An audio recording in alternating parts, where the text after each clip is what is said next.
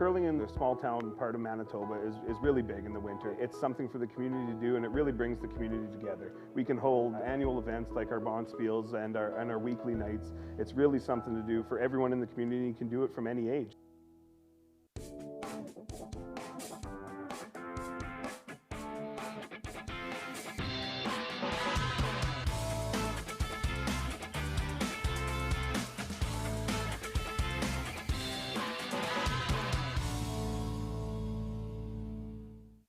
You can win a pair of tickets for the 2023 Tim Hortons Brier in London or the 2023 BKT Tires and OK Tire Men's Worlds in Ottawa, plus $500. Or maybe equip your team with a set of 4 of Asham's new Ultra Force brushes. And at the same time, support the Manitoba Curling Hall of Fame and Museum and Curl Manitoba's Curling for Life Endowment Fund. Raffle tickets are available now. 1 for $5, 4 for $10, 10 for $20. Buy online at fundingchange.ca/Curl Manitoba or scan the QR code on your screen right now.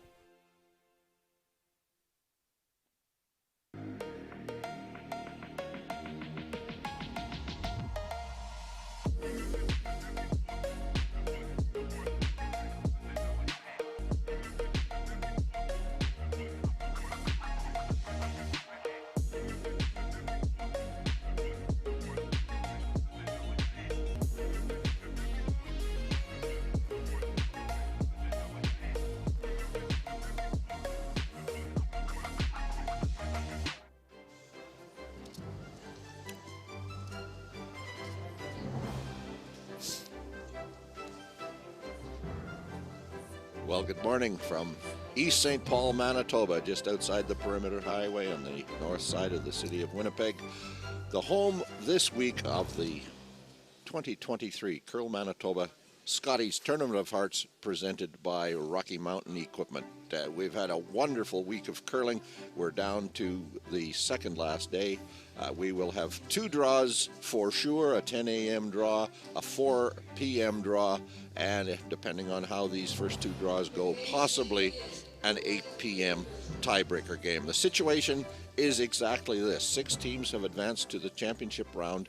Darcy Robertson lost her game yesterday. Her current record accumulated over all games, 2 wins, 4 losses. She is eliminated from the competition in terms of getting to tomorrow, but she's very much in play in regard to having a determining factor on who does advance. On the other end of the scale, Jennifer Jones and Caitlin Laws have already assured that they will advance to the playoff round. They are both currently undefeated, 6 wins, 0 losses. Very likely that when they play here in our feature game at 4 o'clock this afternoon, that they will be playing for first place, and they will be playing for the bye to the final, and they will be playing for Hammer in that final. The other 3 teams are still in play. Beth Peterson has the driver's seat. She has a record of 5 wins, 1 loss. Abby Ackland, Lisa McLeod have records of 3 wins, 3 losses, and the math is easy. Beth Peterson loses 2, Ackland or McLeod, possibly both, win 2. We have a tie at 5 wins, 3 losses. So all 3 games on this draw really matter. What we're going to do for you today is we're going to be showing you we're going to do 1 television show and 2 radio shows. Center ice here, our feature game between Ackland and Robertson. Ackland must win in order to stay alive. Over on sheet A, Barry Gorlick will be keeping an eye on the game between Beth Peterson and Jennifer Jones. Beth Peterson must win. If she wins, she advances. If she loses, then the whole thing is wide open on the final draw. So Barry is going to keep a little closer eye on that game than he might normally, and he'll keep you updated on it. I'll keep an eye on sheet C, where Lisa McLeod is playing Caitlin Laws. Again, the situation's simple. McLeod needs to win 2 today, so that's got to start with a victory over Caitlin Laws. And so we'll give you a little radio broadcast on the highlights of that game as we go along. So that sets the stage. We are now into the second stones of our game between Darcy Robertson and Abby Ackland. And Barry Gorlick, thanks again for joining us. I've enjoyed working with you through these early games, and now it's really going to get exciting, isn't it? Good morning to you, Resby, and good morning, everyone. Oftentimes, people will say it doesn't get much better than this. The word much has to be eliminated. It doesn't get better than this. This is curling at its absolute best.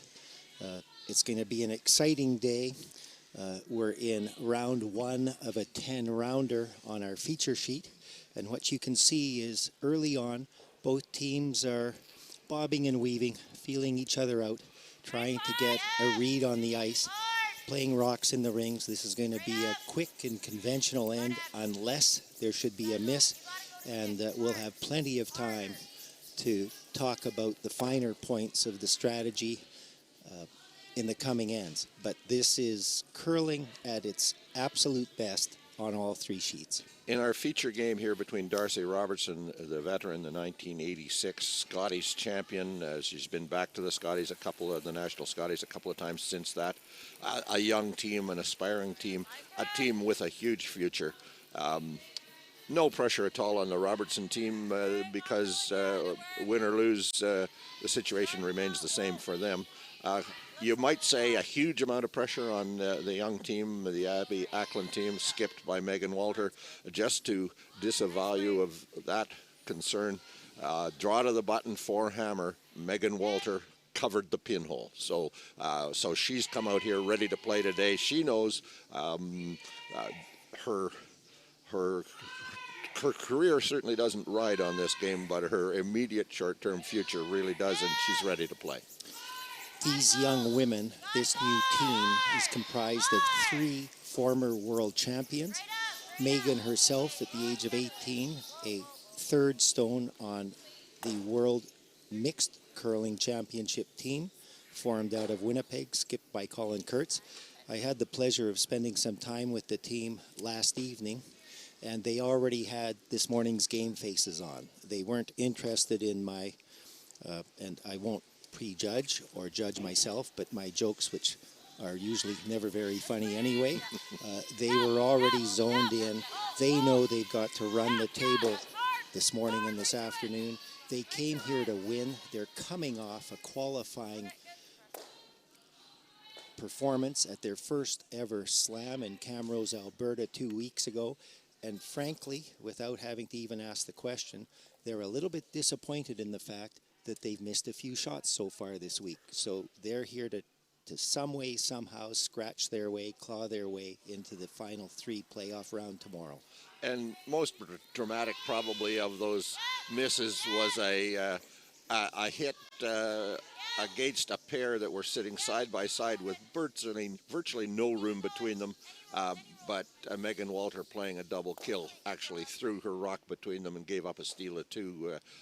Without that, odds are they come into this round at 4-1 rather than 3-2. Through this week, we've spoken about turning points in games. We've spoken about important shots in ends. Although they'll have put it from their minds, that shot for the team was a turning point of their week, at least so far. They'll rebound from it, and as was already alluded to by Resby, the Robertson team, although mathematically out of it, they're fierce competitors, and there will be no slack given. This is going to be a battle the entire 10 ends.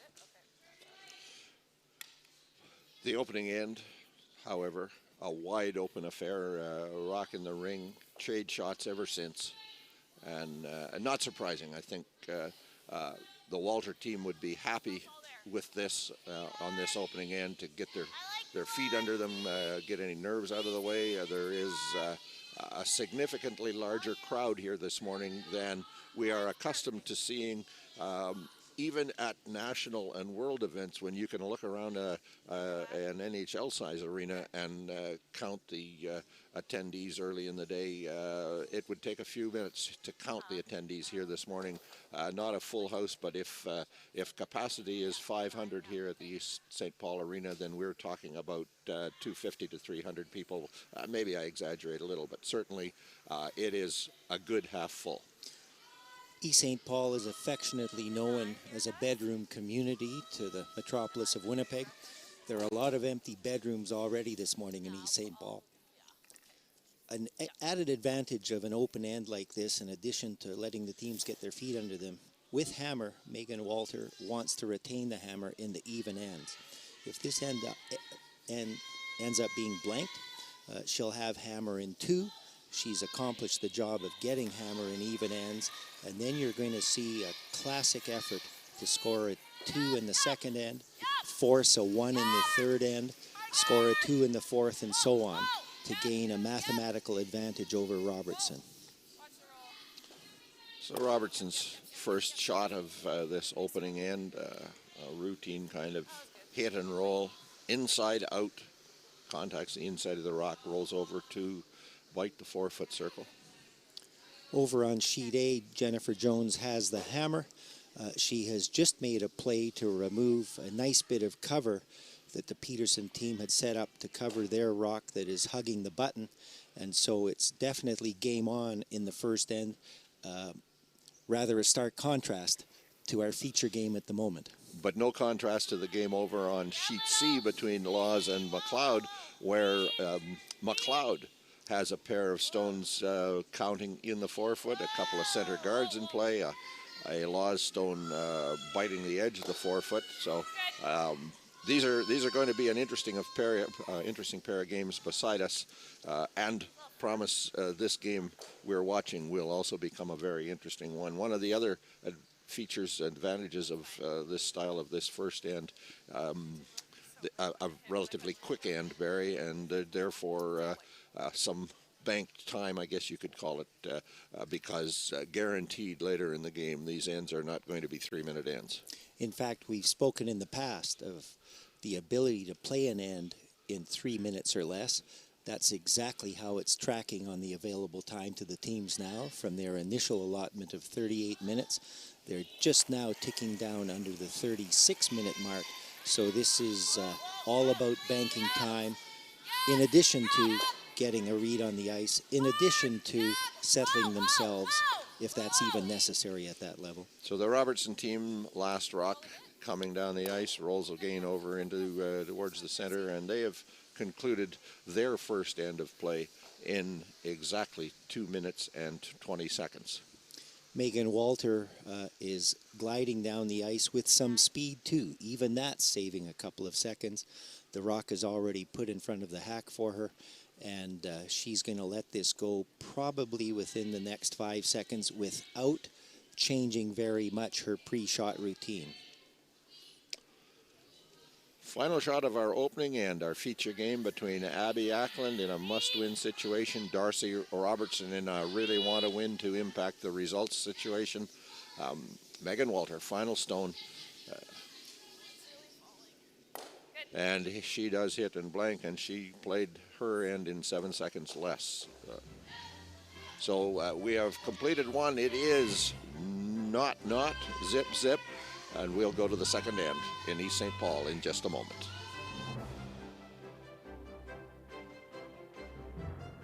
We hope you're enjoying this Manitoba Championship Sunrise Morning Draw, brought to you by Sunrise Credit Union. Building a brighter future together. Eat. Meet. Stay. Canad Inn's destination centers are your home for hospitality, with 10 locations in Manitoba and 1 in North Dakota, featuring the finest in accommodations, food and beverage, entertainment, banquet and conference facilities, and so much more. For the best service and best value, your only stop is Canad Inns. Call today at 1-888-33-CANAD or visit us right now at canadinns.com. Where can you find handmade pizza, classic burgers, scrumptious salads, the finest Manitoba-sourced fried chicken, and so much more? Chicken Chef, bring your appetite. We'll take care of the rest.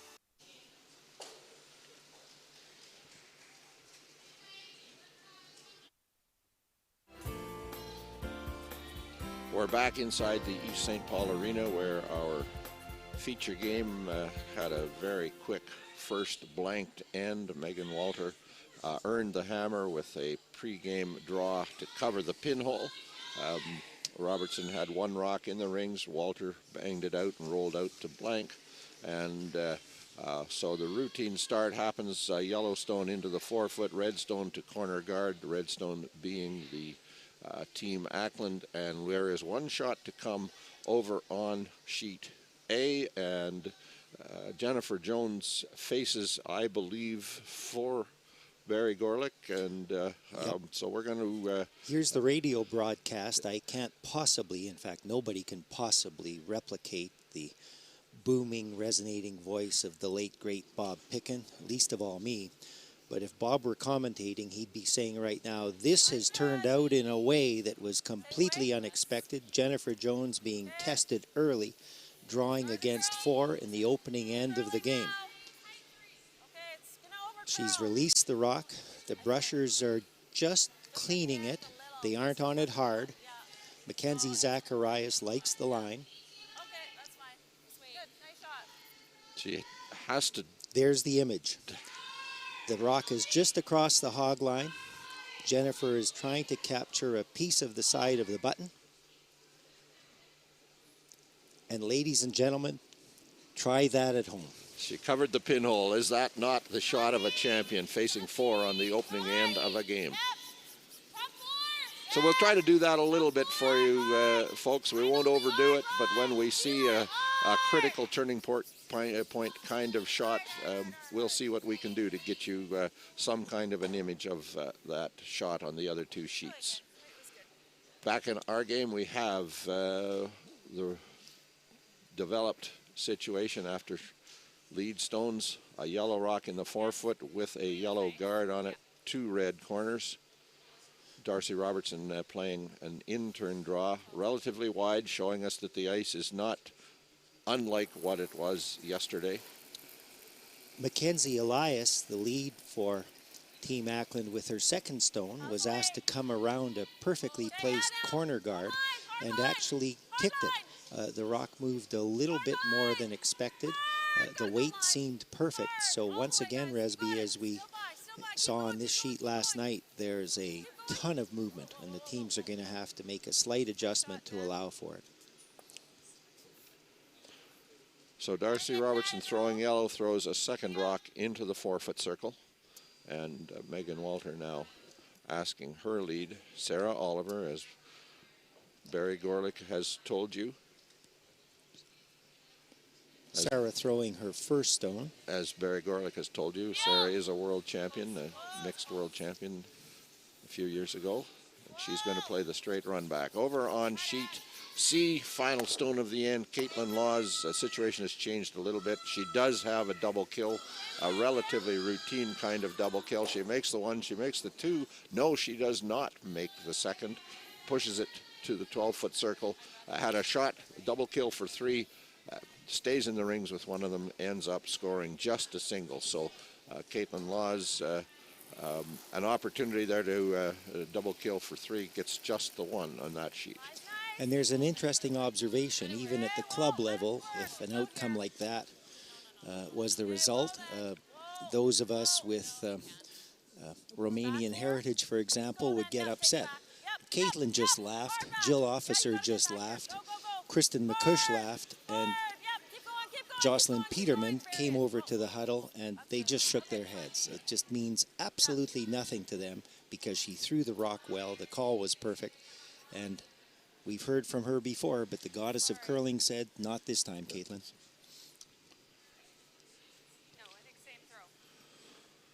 Sarah Oliver. Straight run back. Big weight.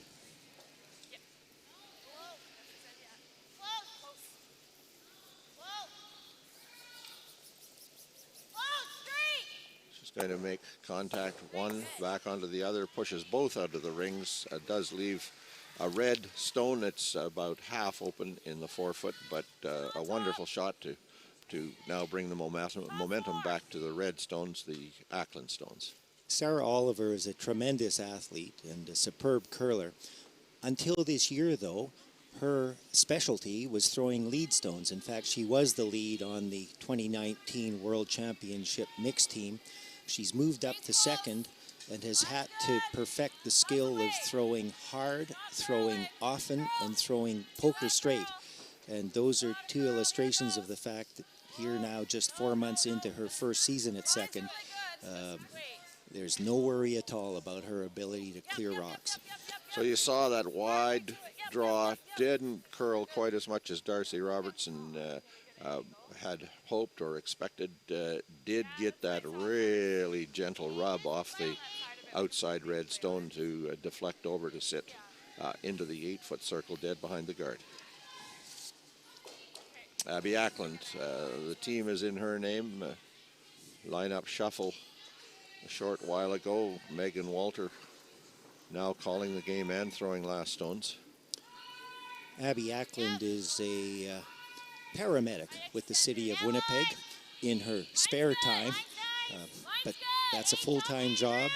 She's also a full-time mom, and she's a full-time curler, so figure out how to juggle all of those balls, everyone at home. So her draw will be to the top of the 4-foot circle. Sits wide open, right up the center line. Fairly routine kind of hit to kill a pair. She'll roll over to the cover of 2 Ackland stones on the left-hand side of the center line.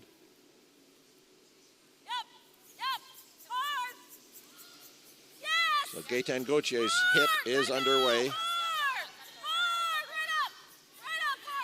Good sweep all the way down. She does pass by the guard, but doesn't get that double kill. Worse for her. Slides over to freeze against the yellow, so effectively it would be impossible to run that yellow onto the red, I believe.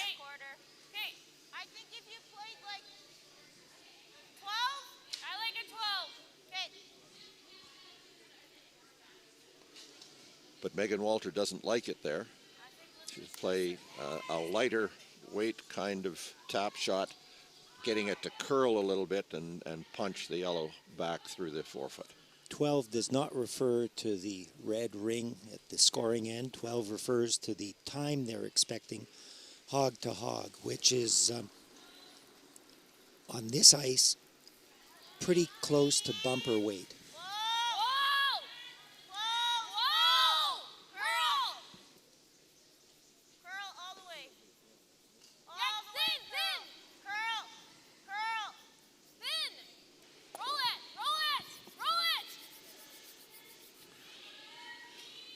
So those 2 yellows were snookered on each other a little bit, and one bumps and rolls to the outside, the other is pushed through.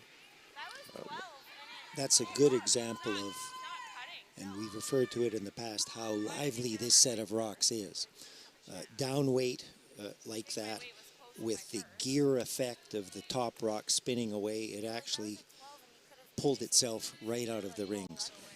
Megan Walter would be disappointed with moving that second yellow stone. She really did want to curl up just a little bit more, contact the one yellow purely on the nose and push it back through, but leave the red and the yellow staggered on each other behind the guard.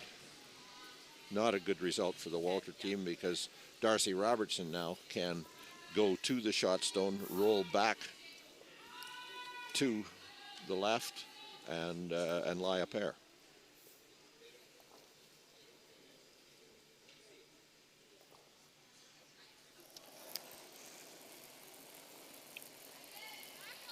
And to do it, she does not have to be all that close to the center line guard. In fact, she wants to miss it by 4 or 5 inches even. This rock is really moving, even though she threw backline weight.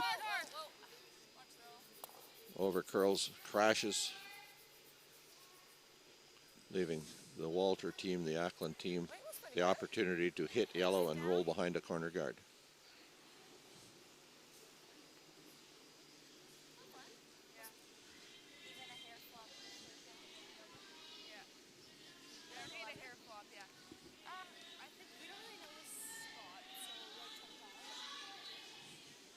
Over on sheet A, Beth Peterson with hammer is trying to fashion a count of 2 by having placed a corner guard, but Jennifer Jones is having none of it.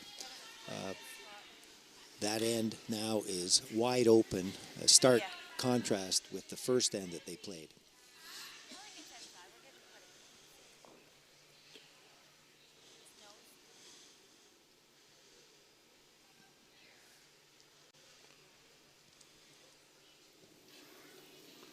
Megan Walter using the classic Manitoba tuck slide delivery. Arrow straight. Looking for a nose hit. Hard for nose. Good. And she does make the nose. Would have liked to roll 6 inches to the left in this visual. Get a little bit behind that corner guard. Darcy Robertson, however, does face 3 and needs to think about how she can cut the end down to a maximum score of 2. I would think she'd be content if she only gave up 2 here. There's no easy double because a jam could result with that rock going to the right. The angles are steep enough that she'd have to catch either top red rock really thin. So what she's doing is coming down to make contact with this rock and to try to roll in front of the red rock as backing. Ideally, maybe roll even a little further under cover, but at least to cut down the current count of 3 red stones to 1. So after that wide opening end that played to the blank, Darcy Robertson with her final stone here in the second end faces 3 Team ACKLAND stones. Once again, this rock is really moving. She will make the nose hit, even rolls away the roll that Megan Walter might have wanted, but it does leave 2 in the 8-foot circle, and Megan Walter comes to the hack to throw her final stone. All kinds of space down the center on the out turn, and all she needs to do is draw to the 8-foot circle. Hair heavy, she's got a red rock in the 4-foot to bump up against. She won't be thinking about that. Final stone of the second end. Megan Walter in a position here to jump out to a 3-point lead. All you, line's good. Tighter line. You're close to center. Full eight, guys. So they're going full hard on the sweep. They don't want it to overcurl to the red rock across the center line. Pound for pound, Sarah Oliver and Mackenzie Elias are 2 of the best brushers in the game. So there we see the Megan Walter team, full value for a blanked first end, throwing the last rock into the rings for that 3-point and a 3-point lead after the second end. We'll be back with end number 3 in just a moment. Today's sponsor, PharmaSave. Canada's community pharmacy is proud to support Canada's community game.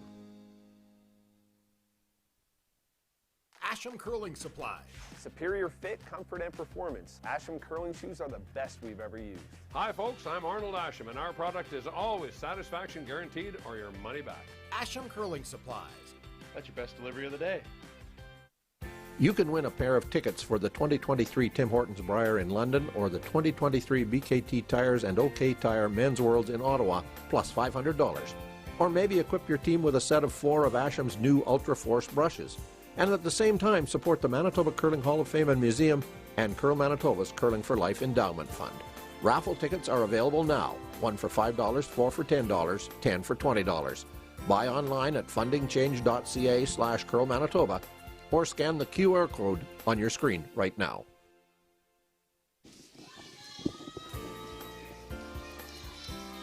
Back inside the East St. Paul Arena, it is the 2023 Manitoba Scotties Tournament of Hearts presented by Rocky Mountain Equipment. And after a blanked first end, Megan Walter has led her team to a 3-point score, showing that the ACKLAND team, as it's named on the scoreboard, is here to play today. They know the task ahead of them is very simple. They must simply win 2 games. They don't know if that second game will even matter because Beth Peterson on the sheet beside must lose for the next matchup between ACKLAND and Peterson to be the game that will determine their immediate fate. So all they can do is control what they're able to control this morning, and that is a game against Darcy Robertson. And with a 3-point score, they have taken a big first step in the area of taking control. It's a dream start, and our viewers must be told, I think, even though sometimes the mentioning of ages is verboten, but Meg Walter is all of 20 years of age, and she's mature, and mature as a curler well beyond those years, and she has the ability to just rise to any occasion, already demonstrated on the world stage. And she was the one with the gamiest of game faces on after the game last night as they were preparing to go back into battle this morning. So we're going to be watching Megan Ryan for a long, long time in this sport. Pardon me, Megan Walter. I was going to say as well as Megan Walter. So quick look over at sheet A. And Beth Peterson has just executed a draw to the 4-foot circle to score a pair after that opening end when Jennifer Jones might have broken her heart by covering the pinhole facing 4. The Peterson team got one buried. Jones drew around it, but drew instead to the face of it, and that left pretty much an open house, an open 8-foot circle for Peterson to score her second point. Speaking of dream starts, here in the third end, this is a textbook setup.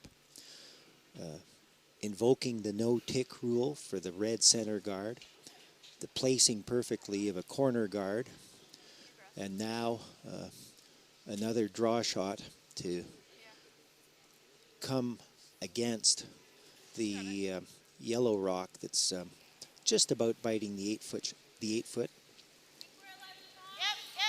It is an in-turn. Come past that corner guard. Is going to over-curl and make almost nose contact on it, drive it, in fact, into the rings to put a couple of yellow stones in play in the rings with a wider corner guard. That one was curling right out of Sarah's hand.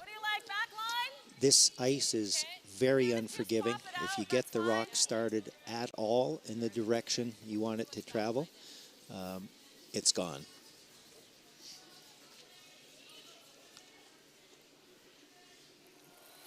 So Jen Clark-Ruier throws the second stones for Darcy Robertson.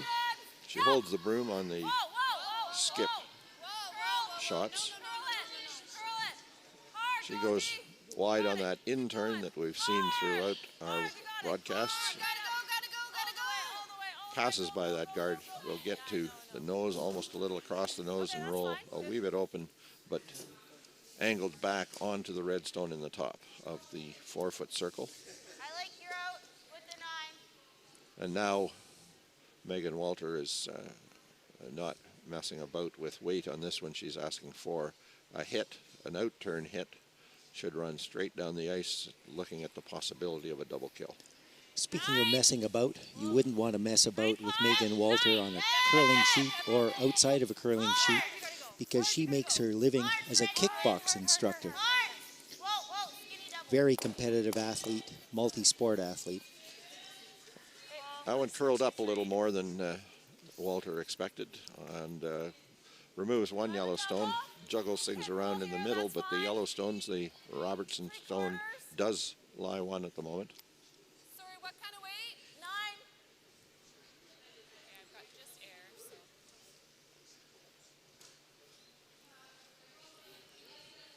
Jen Clark-Ruier with her second stone of this end. Oh, whoa, no. May have flared that a little bit wide just from the way it came off her hand. The request was for 9-second wait, so she gave it a good extension at the end. And we've got, let's just say, a little confusion here. Kadriana Lott goes down, contact or didn't contact, we're not sure. The yellow would have gone? Okay, yeah. Okay. No, okay. Are you okay? Interesting, the teams have concluded. The teams have concluded that she in fact did not contact the rock, and if that's the case, that was an example of supreme athleticism. We'll see if we can get a replay here just so we can all have a look at that. Meantime, hopefully she's okay. She's breathing pretty hard. She went down very hard, but sacrificed her body in order to ensure that no contact was made with either rock.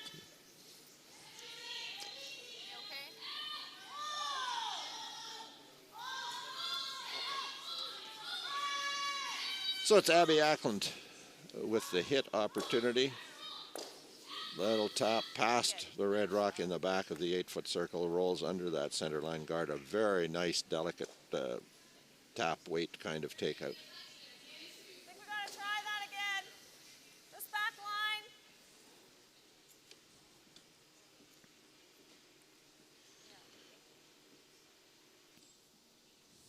Away in sheet C. Can you get it?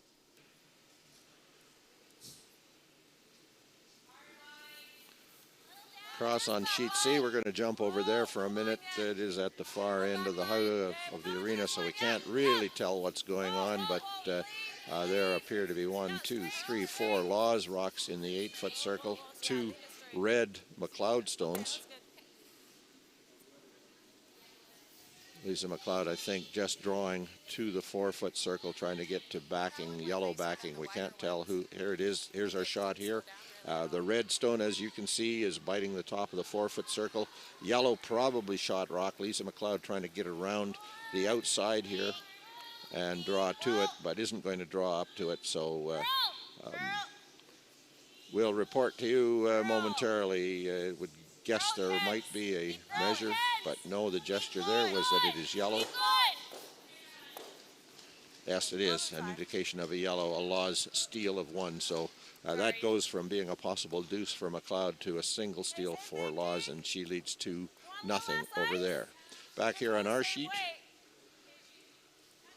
we see Gaetan Gauthier trying to play past that center line guard. We've seen there is plenty of curl here, so this is, while not a routine shot, Barry, it's certainly quite makeable. It's makeable, but there's a jam possibility on the Yellowstone at the back edge of the 12-foot. How's the weight? Same weight. No. Gets close to the guard, and she's going to make good angle contact, rolls away to the outside edge of the 8-foot circle, but does push that red back through the rings. The yellow, the Robertson team lies 2. They're well separated in the rings. They are angled for a hit and roll and cross in front of the 1, or a hit and roll in behind cover. Barry, given the way the ice curls both ways, the preferable shot might be the wide roll to get right across in front of the yellow rock in the back 12-foot, because that, as you have said, a rock right behind 1 guard really is not well guarded on this ice. That's exactly what Abby Ackland tapped as her preference. And with the in-turn being thrown by Meg, this rock, once it makes contact, will actually roll a little higher rather than shallower had she thrown the outturn at it. And so this will now gear away. You'll see the rotation of the rock change. If only she'd hit a little bit of the side of the rock to allow it to roll at all. She hits right on the nose. It is a shot stone, but wide open for Darcy Robertson to hit.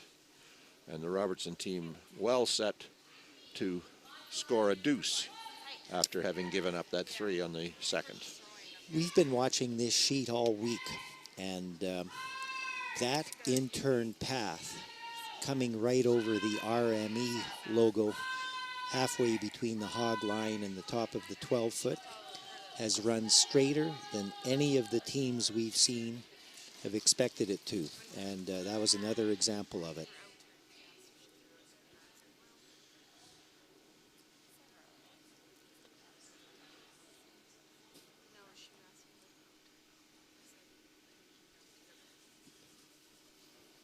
So Darcy Robertson settles in the hack to throw that in-turn hit.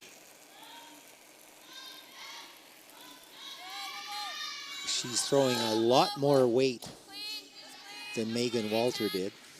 Both of her hits on the second end, both in turns, both curled a little more than she had anticipated they would. This one is going to make the nose hit she wants. And now we'll see if Walter can make that wide roll to roll right across the rings back in the territory, at least in front of the second shot stone belonging to Robertson. One of the main objectives of this upcoming shot is just to give Darcy Robertson, frankly, a little different look with her final shot.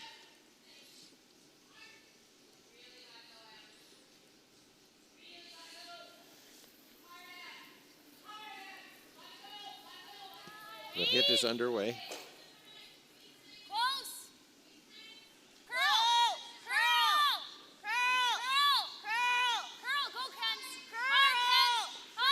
Mackenzie Elias is the sweeper. She is going to make that roll, but will roll dead to the center line,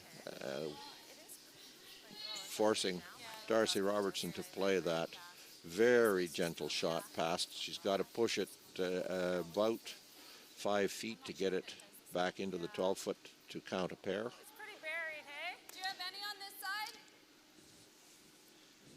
The easier shot actually is that long run back, but that's not helpful to Robertson because she really does need to get back into the game even at this early stage with a pair of points rather than a single.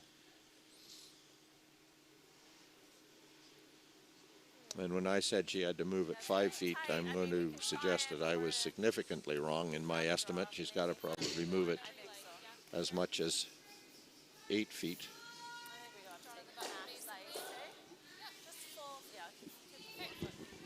I think we can wait a while. I assume that our system is dead. Yeah, I don't think it's there. No.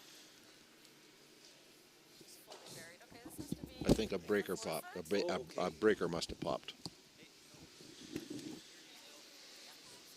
Okay, yeah. Wait, no. Stop me. That is bad. I can smell it coming through it like I need to order new gloves ASAP. No. Yeah, you're gonna get pumped up in now. It's like sweat and vinegar. Well, it is sweat right now, but when it's cold, it's just vinegar. She's like a bomb, but she's so far out. Okay. Sweep it all the way through. I think it will come down, though. She's super Yeah, wide. it's not really moving yet. There it goes. It looks Sweet fine. for tea. Yeah, it looks fine. Looks like it's T-line. Very nice. On her own, 13.9. Yeah, she did. 13.9. Jesus.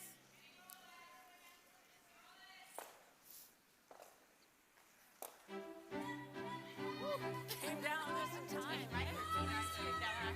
I was like, it looks like T-line.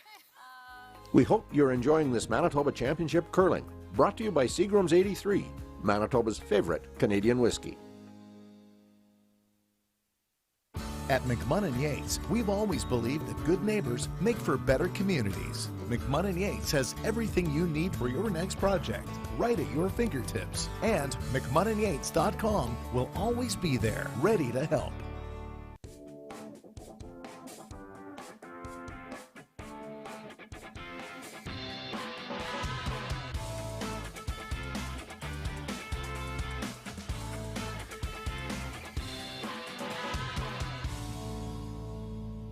When life gets busy, getting everything done can be tough. With PharmaSafe's mobile prescription service, order your prescriptions right from your phone so they're ready when you are. Download the PharmaSafe app today. Live well with PharmaSafe.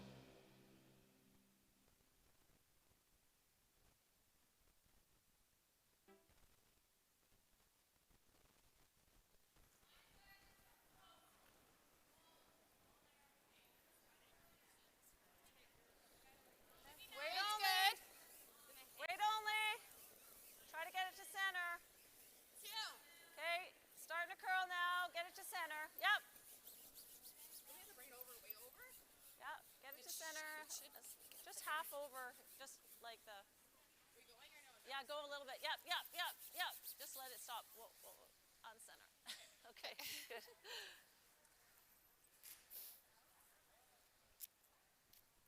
Nice.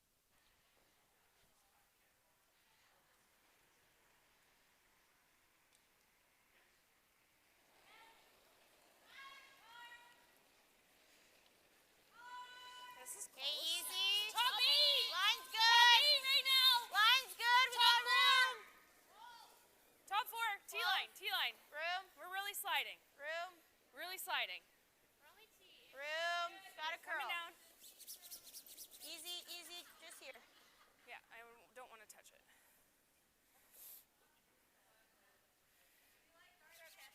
Throw, Kens. Good, Kens. 15-4.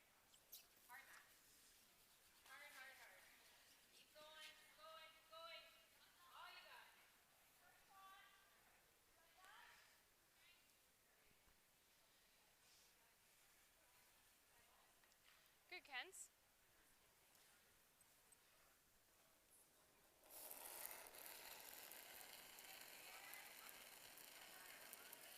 Oh, I feel like that's a lot. Wait Just only. watch. Lines. Whoa, whoa, whoa. Got lots of room. No, no, no, no, no. Whoa. No, no, no. No, no. Okay, it's got to curl. Got to curl it, Kadriana. Stay Curl it, with it. Kadriana, if you can.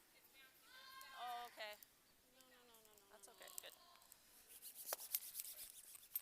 That's fine. Good shot.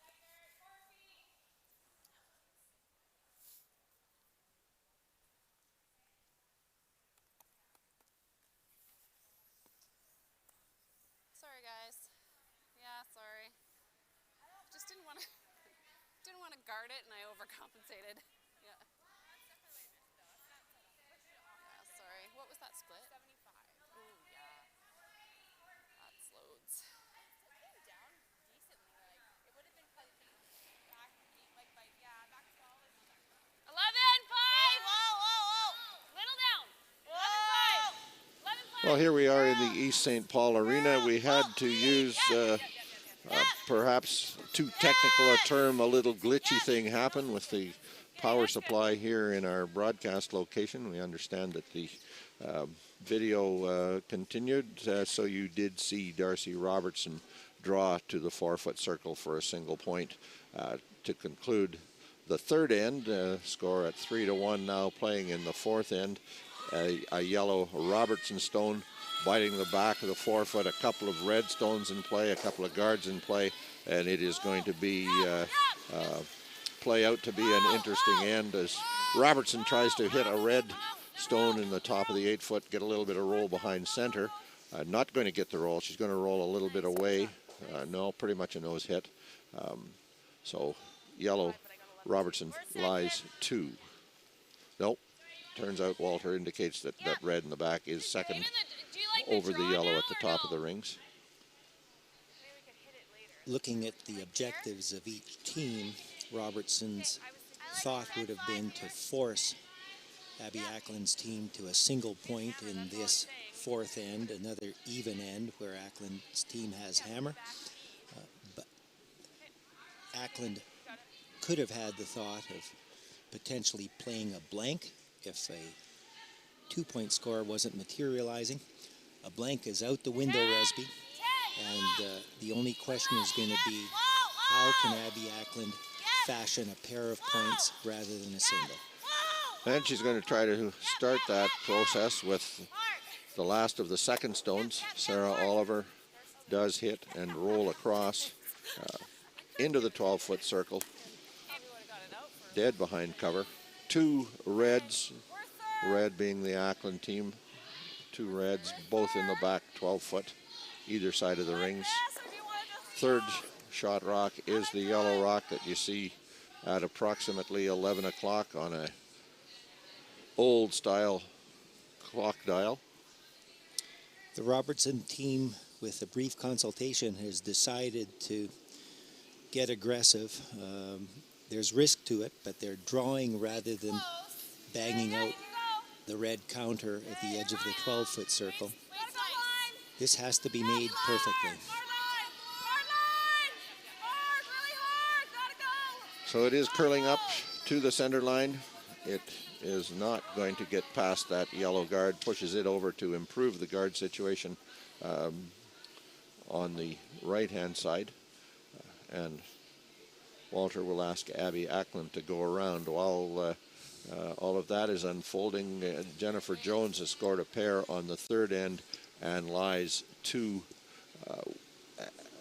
as the last of second stones is delivered behind a center guard. Over on the other sheet, Laws and McLeod clearly playing a much more methodical game than either of these two, which are well into the fourth end. The McLeod-Laws game has not yet concluded. Laws is hitting up the center line on a red stone, bangs it out of play, and Lisa McLeod will go to the hack to throw her final stone of the third, facing 4. She's in a routine situation. The 3 of them are scattered around the 12-foot. One Laws stone sits on the back of the 4-foot, so McLeod will just play a routine kind of draw to the button, and she does have a little bit of backing if it's needed. But draw to the tee line for Lisa McLeod, facing 4. No, it's not.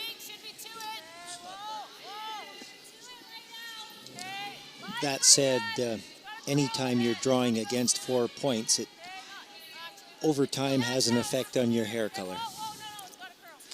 So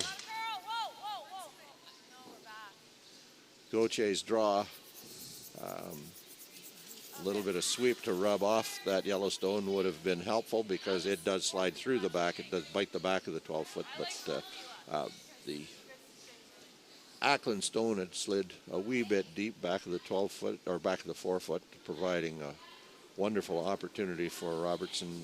They did not take advantage of that situation, and some rocks ago, Barry Gorlick, you did pretty much guarantee that a blank was not in play.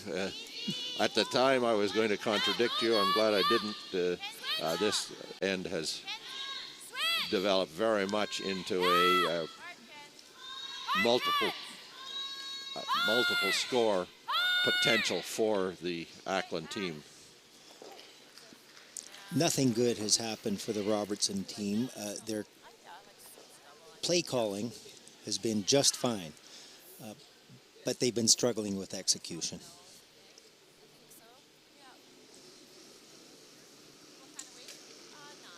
So we see Robertson come to the hack to throw her first stone. She faces 4. ACKLAND would have liked to have tucked a little bit because there is a double kill opportunity with a little bit of roll. There's a hit and roll opportunity. There's a tap opportunity to cut the end down, and that will be the Robertson objective at this point.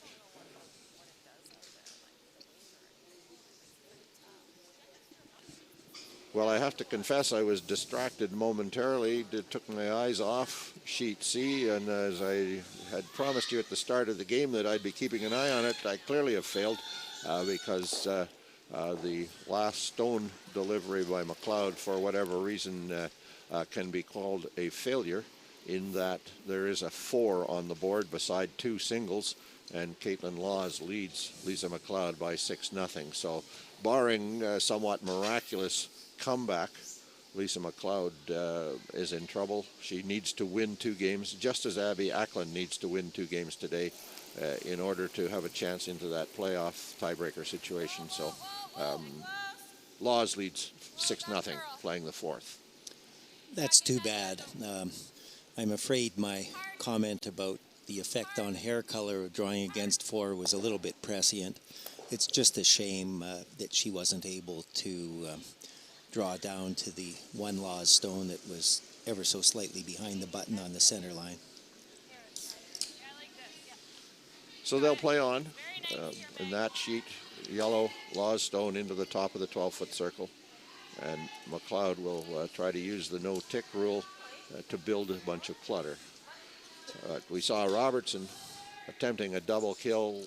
Didn't work out at all for her. She pushed it straight back past the one in the back and jams on a red, so it's reduced it from 4 to 3. But Walter, with her first stone, has the opportunity to really seal the deal here.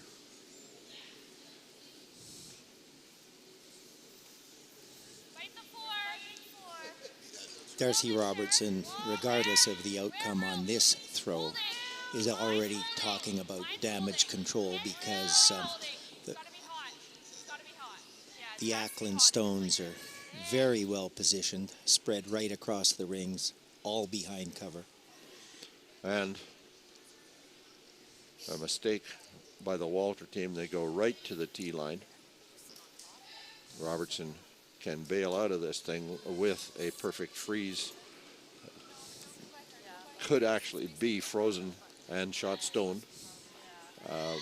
Not worried at all about being shot stone, I would suggest. Needs to be on top of that red in such a way that the yellow can't be removed. She needs to cut this down. The tolerance is this. She can't be even an ounce heavy. If she gets any bounce off the red stone to the left of the button, Megan Walter, with the amount of movement in this ice, will be able to come down with ease, hit it on the nose, and record a score of 5 points. So this, as we've referred to in the first 4 days of this competition, is a shot in this 10-end game that really matters.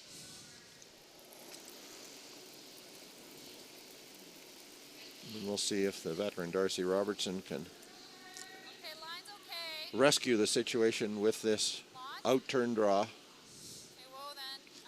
In-turn draw, sorry about that. Doesn't appear to be curling up to the extent wanted. She's going to slide by the yellow. Needs a little tick on that yellow. Doesn't get it. She's going to slide by 1, by 2, by 3 into the deep 12-foot. So Megan Walter will come to the hack, needing to follow pretty much the same path and just throw it 6 feet lighter. It'll be in the 4-foot circle for the count of 5. Two things happened there. Yes, Darcy Robertson was a little bit hot with her throw, a little bit heavy, but she got a rock wider than any stone has gone in that direction so far in this end on slightly fresher pebble. The good stuff, and the good stuff allowed the rock to travel further than expected.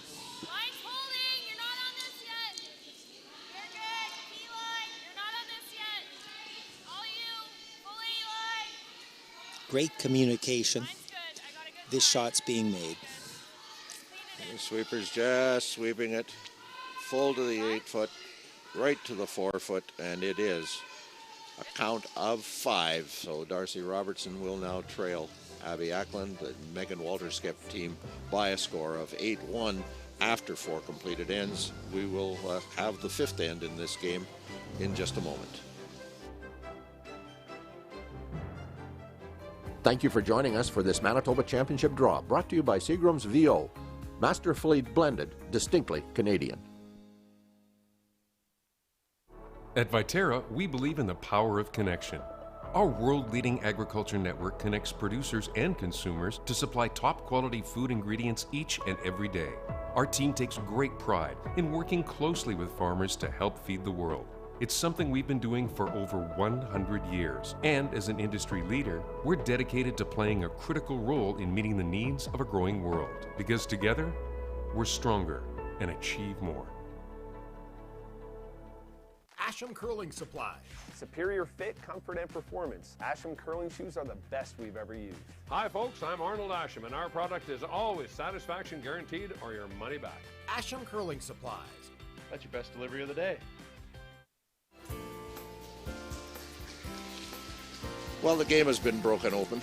It is an 8-1 score now for Abby ACKLAND. Darcy Robertson throws a rock draw facing 4. Just doesn't get the track that she needed to get to the face of the shot stone, and in fact didn't touch the shot stone, slid right by it through, and admittedly was also a little heavy on her draw weight because her rock, untouched, did slide right deep into the 12-foot circle, allowing Megan Walter to draw for a single and an 8-1 lead after 4 completed ends. So one would assume that we'll see Abby ACKLAND's team play a very clean, routine kind of game to the best of the ability that Darcy Robertson will allow. Robertson will do her absolute best to clutter everything to try to jump back into this game.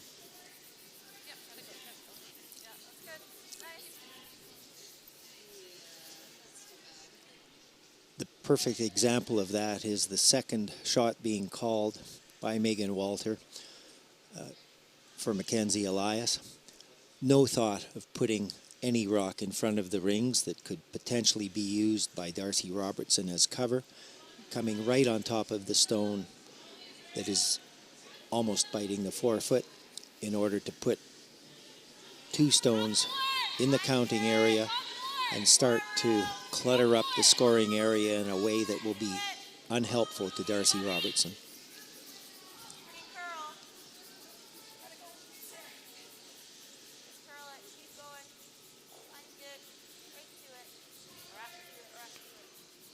Over on sheet A, Beth Peterson has put a single point on the board in the fourth end. That game is tied 3-3, Peterson and Jones. Over on sheet C, Caitlin Laws lies one biting the back of the button. There are 1, 2, 3, 4, 5, 6 guards scattered right across from edge of 8 foot to edge of 8 foot. Rather than put two corner guards on the same side, Resby, Darcy has decided to split the corner guards, hoping she'll have the opportunity to park a stone behind each one of them, which could represent points 2 and 3 when she eventually has to make a run on the center to clear up the red stones there. An older version of the corner guard strategy. In more recent times, we see teams often focusing on having the two corner guards on the same side, one long, one closer. Neither right nor wrong. Coming back to the fact that on this ice, a single guard isn't really a guard. So here is Sarah Oliver with her first stone of the end. 2 red stones, 2 ACKLAND stones in the rings on the center line, or very close to the center line, and she will curl just about across center, still touching the center line. Robertson will try to take advantage of that to play to the red stones.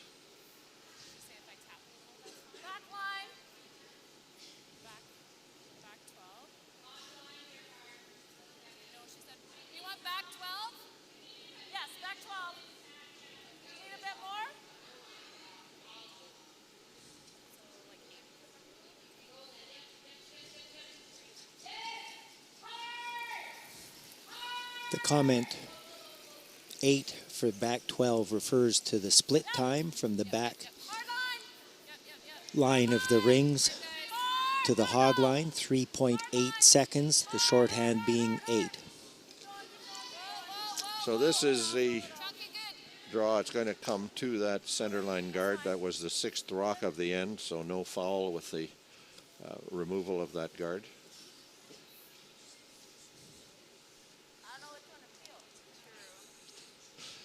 There's Megan Walter saying, I know I want to peel something, I just don't know which one.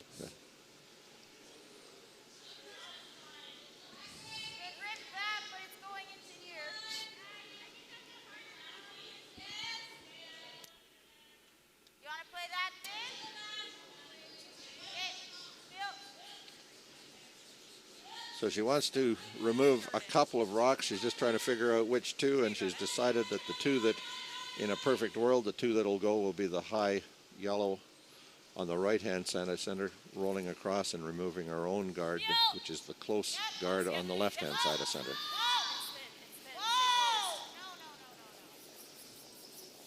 Good hit, good, just a tick, does come through and blast one of our own out of the rings. Bad luck there. Just a little bit more of that stone and she would have made the double she was talking about. And even with that, the Walter team, the ACKLAND team, won't be terribly disappointed because getting 2 rocks to the backboard means there's 2 fewer opportunities for Darcy Robertson to make use of them as cover or as backing.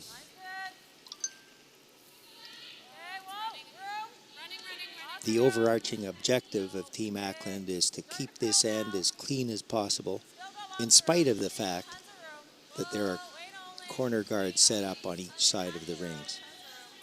So it's Jen Clark-Ruier with a draw. She wants to get behind these two stacked corner guards, gets to the tee line. She is behind. Lies second shot. And Walter will follow it. The precision of this game would have required that shot to stop on top of the tee line or in front of it. Even those few extra inches that it moved back behind the tee line effectively makes that rock a catcher for the stone that's being delivered now by Abby Ackland.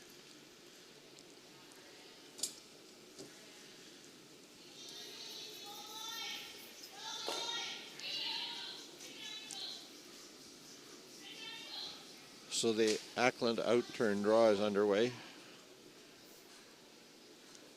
Needs to curl hard off the center line. It's not going quite as much as expected.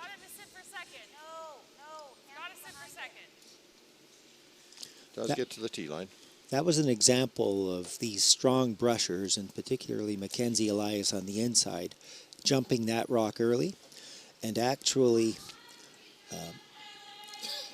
ruined its path of travel by holding it straight early enough that it never had a chance to curve into the target stone.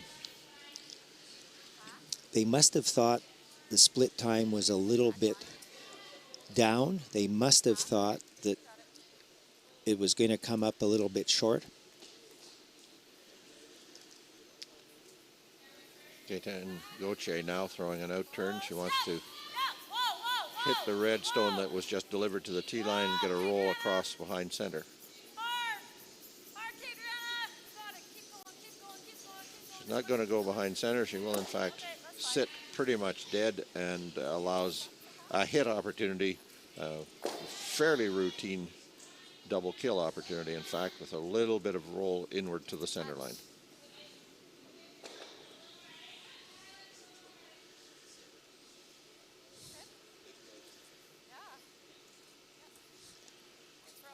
This stone will be coming hard. She's only giving her about 3 inches of ice to the outside edge of the target rock. But she set it back a little bit. So it crosses the hog line. It will make contact. Will it make double contact?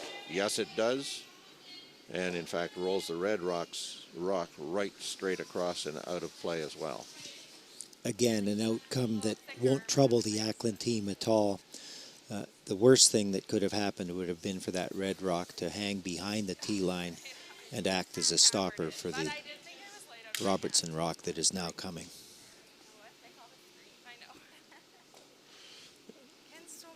Fascinating developments on the sheet C situation. They skip rocks to come, so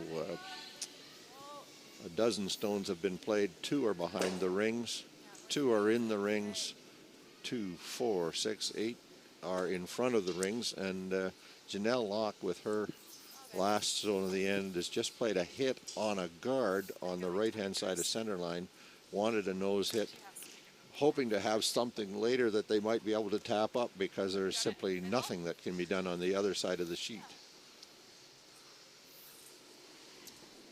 Right decision. Good.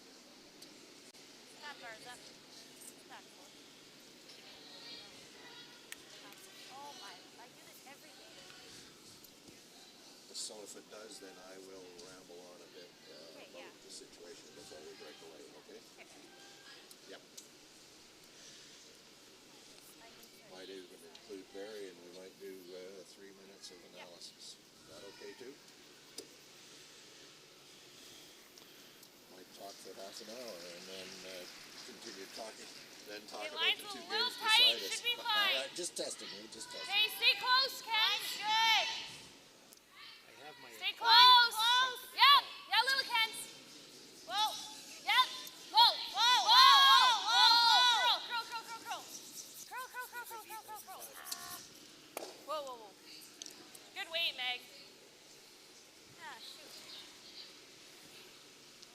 So Megan Walter has tapped. Walter lies 2. Robertson with 2 to come. Needs to figure out how to score both of them, quite frankly.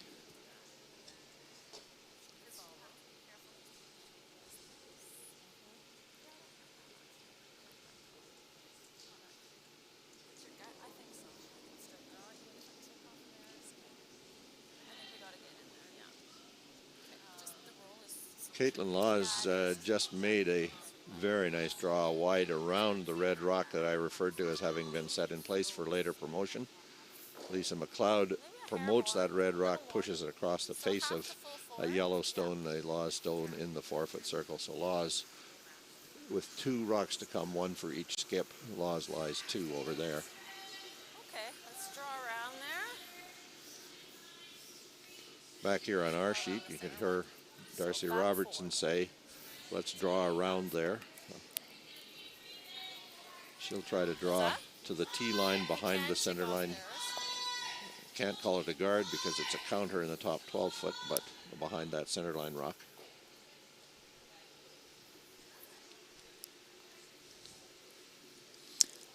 Over on sheet A, where Jennifer Jones has hammer, Beth Peterson has just made a near perfect freeze of 2 red stones that lie on top of a single Jones rock biting the button in an attempt to force Jennifer to take only 1 point in the 5th end, which would leave her ahead 4-3, but which would leave Beth Peterson with hammer in 3 of the remaining 5 ends.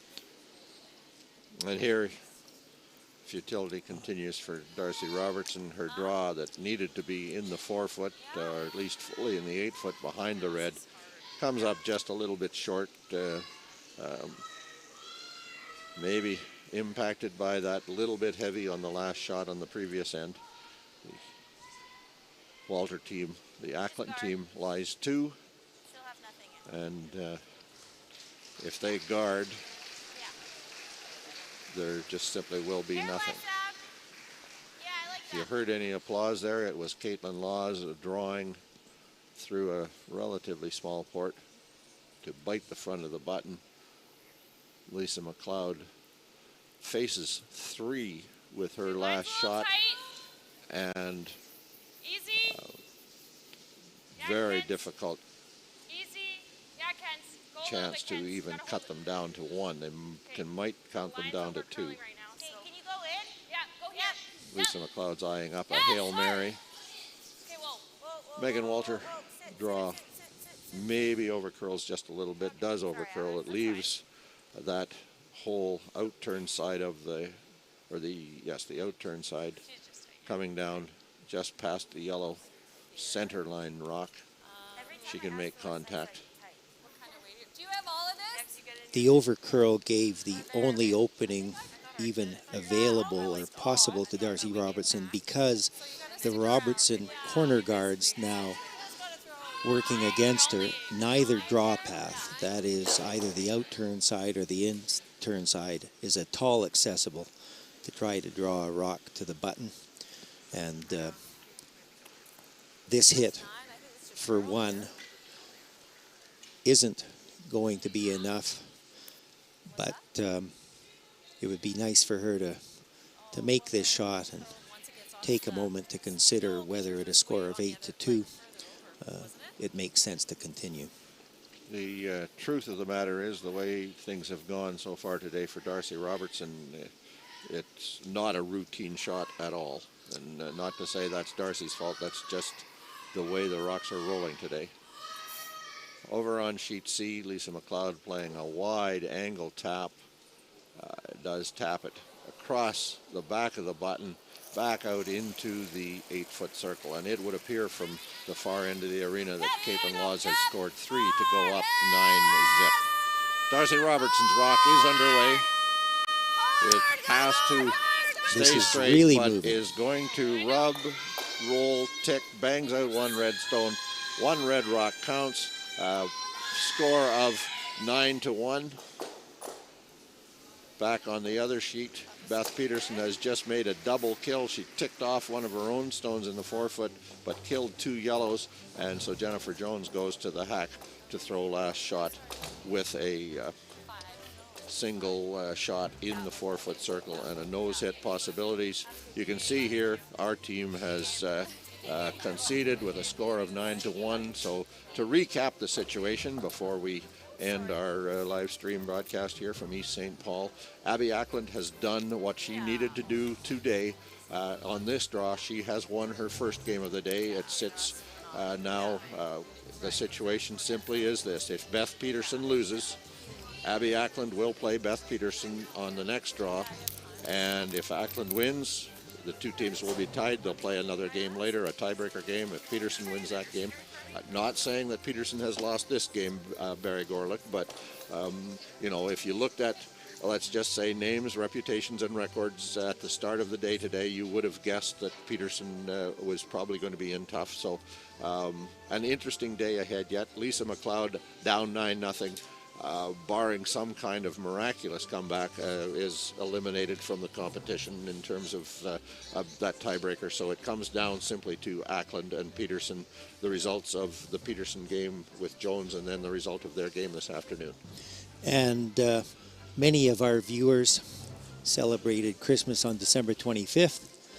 Some viewers, and I'm one of them, celebrated Orthodox Christmas on January 7th. Now, 21 days later, at 4 o'clock this afternoon, we'll have the Battle of the Titans, Jones versus Laws.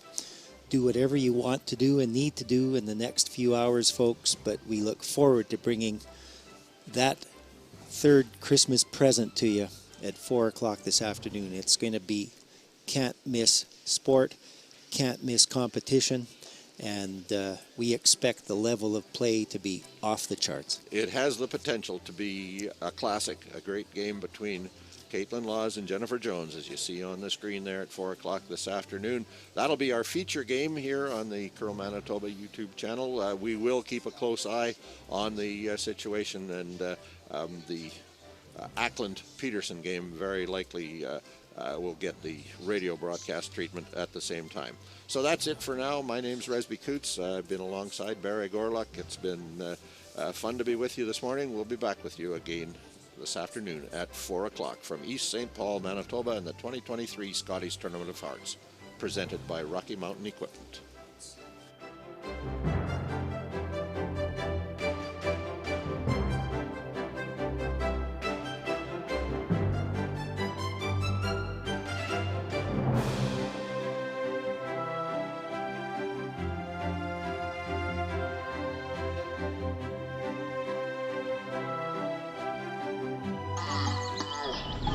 Why not? Just watch. Why not? Keep scrolling, I slide. Why not? As a broadcaster and Hall of Fame football player, I'm constantly in the lab of life. For 15 years, my friends at Knott Auto Corp have been pioneers as well. Why not? Introducing Winnipeg Car Lab, custom car wraps, graphics, and auto services. Winnipeg, why not get in the lab? It means coming together, helping one another, being there, showing support. That's community. Getting together with your chums you want to curl with. It's important to volunteer, help out as much as we can. I love curling. I love curling. RME, proud sponsor of Curl Manitoba and the Scotties Women's Provincials. With 10 locations in Manitoba, RME is your preferred Case IH equipment dealer. RME, right by you. Curling in the small town part of Manitoba is really big in the winter. It's something for the community to do, and it really brings the community together. We can hold annual events like our Bonspiels and our weekly nights. It's really something to do for everyone in the community. You can do it from any age. Eat. Meet. Stay. Canad Inn's destination centers are your home for hospitality, with 10 locations in Manitoba and 1 in North Dakota, featuring the finest in accommodations, food and beverage, entertainment, banquet and conference facilities, and so much more. For the best service and best value, your only stop is Canad Inns. Call today at 1-888-33-CANAD or visit us right now at canadinns.com. Where can you find handmade delicious pizza, classic burgers, scrumptious salads, and the finest Manitoba-sourced pressure-cooked fried chicken? From small towns to big cities with 38 locations, Chicken Chef is comfort food you can count on. We're your made in Manitoba chicken choice, and pizza choice, and salad choice, and so much more. Chicken Chef, bring your appetite. We'll take care of the rest.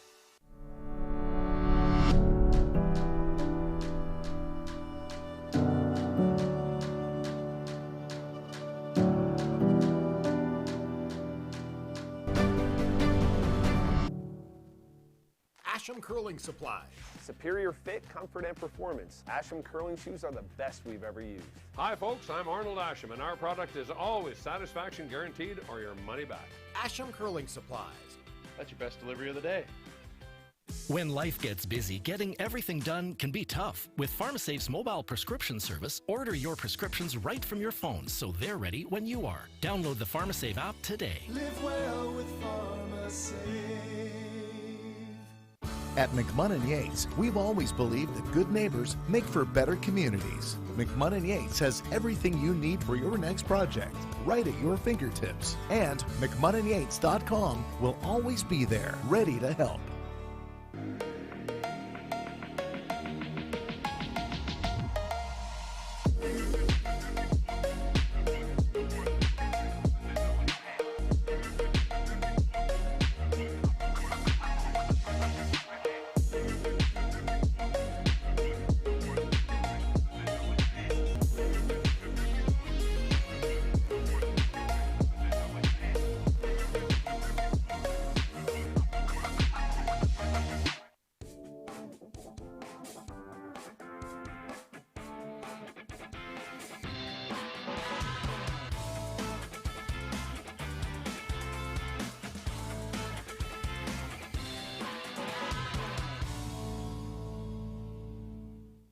Today's sponsor, PharmaSafe.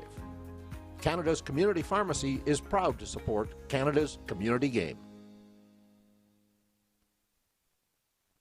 At McMunn & Yates, we've always believed that good neighbors make for better communities. McMunn & Yates has everything you need for your next project, right at your fingertips. And McMunnandYates.com will always be there, ready to help.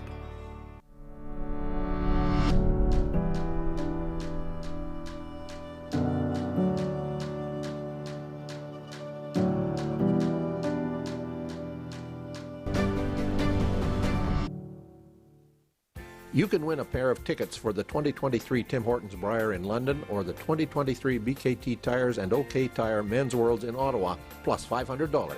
Or maybe equip your team with a set of 4 of Asham's new Ultra Force brushes. And at the same time, support the Manitoba Curling Hall of Fame and Museum and Curl Manitoba's Curling for Life Endowment Fund. Raffle tickets are available now. 1 for $5, 4 for $10, 10 for $20. Buy online at fundingchange.ca/Curl Manitoba or scan the QR code on your screen right now. We hope you're enjoying this Manitoba Championship Sunrise Morning Draw, brought to you by Sunrise Credit Union, building a brighter future together. RME, proud sponsor of Curl Manitoba and the Scotties Women's Provincials. With 10 locations in Manitoba, RME is your preferred Case IH equipment dealer. RME, right by you. Where can you find handmade delicious pizza, classic burgers, scrumptious salads, and the finest Manitoba-sourced pressure-cooked fried chicken? From small towns to big cities with 38 locations, Chicken Chef is comfort food you can count on. We're your made in Manitoba chicken choice, and pizza choice, and salad choice, and so much more. Chicken Chef, bring your appetite. We'll take care of the rest.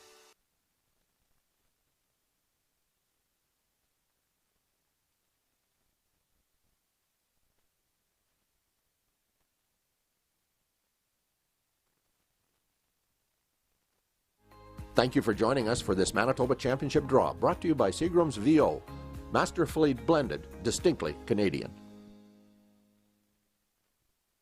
You can win a pair of tickets for the 2023 Tim Hortons Brier in London or the 2023 BKT Tires and OK Tire Men's Worlds in Ottawa, plus $500.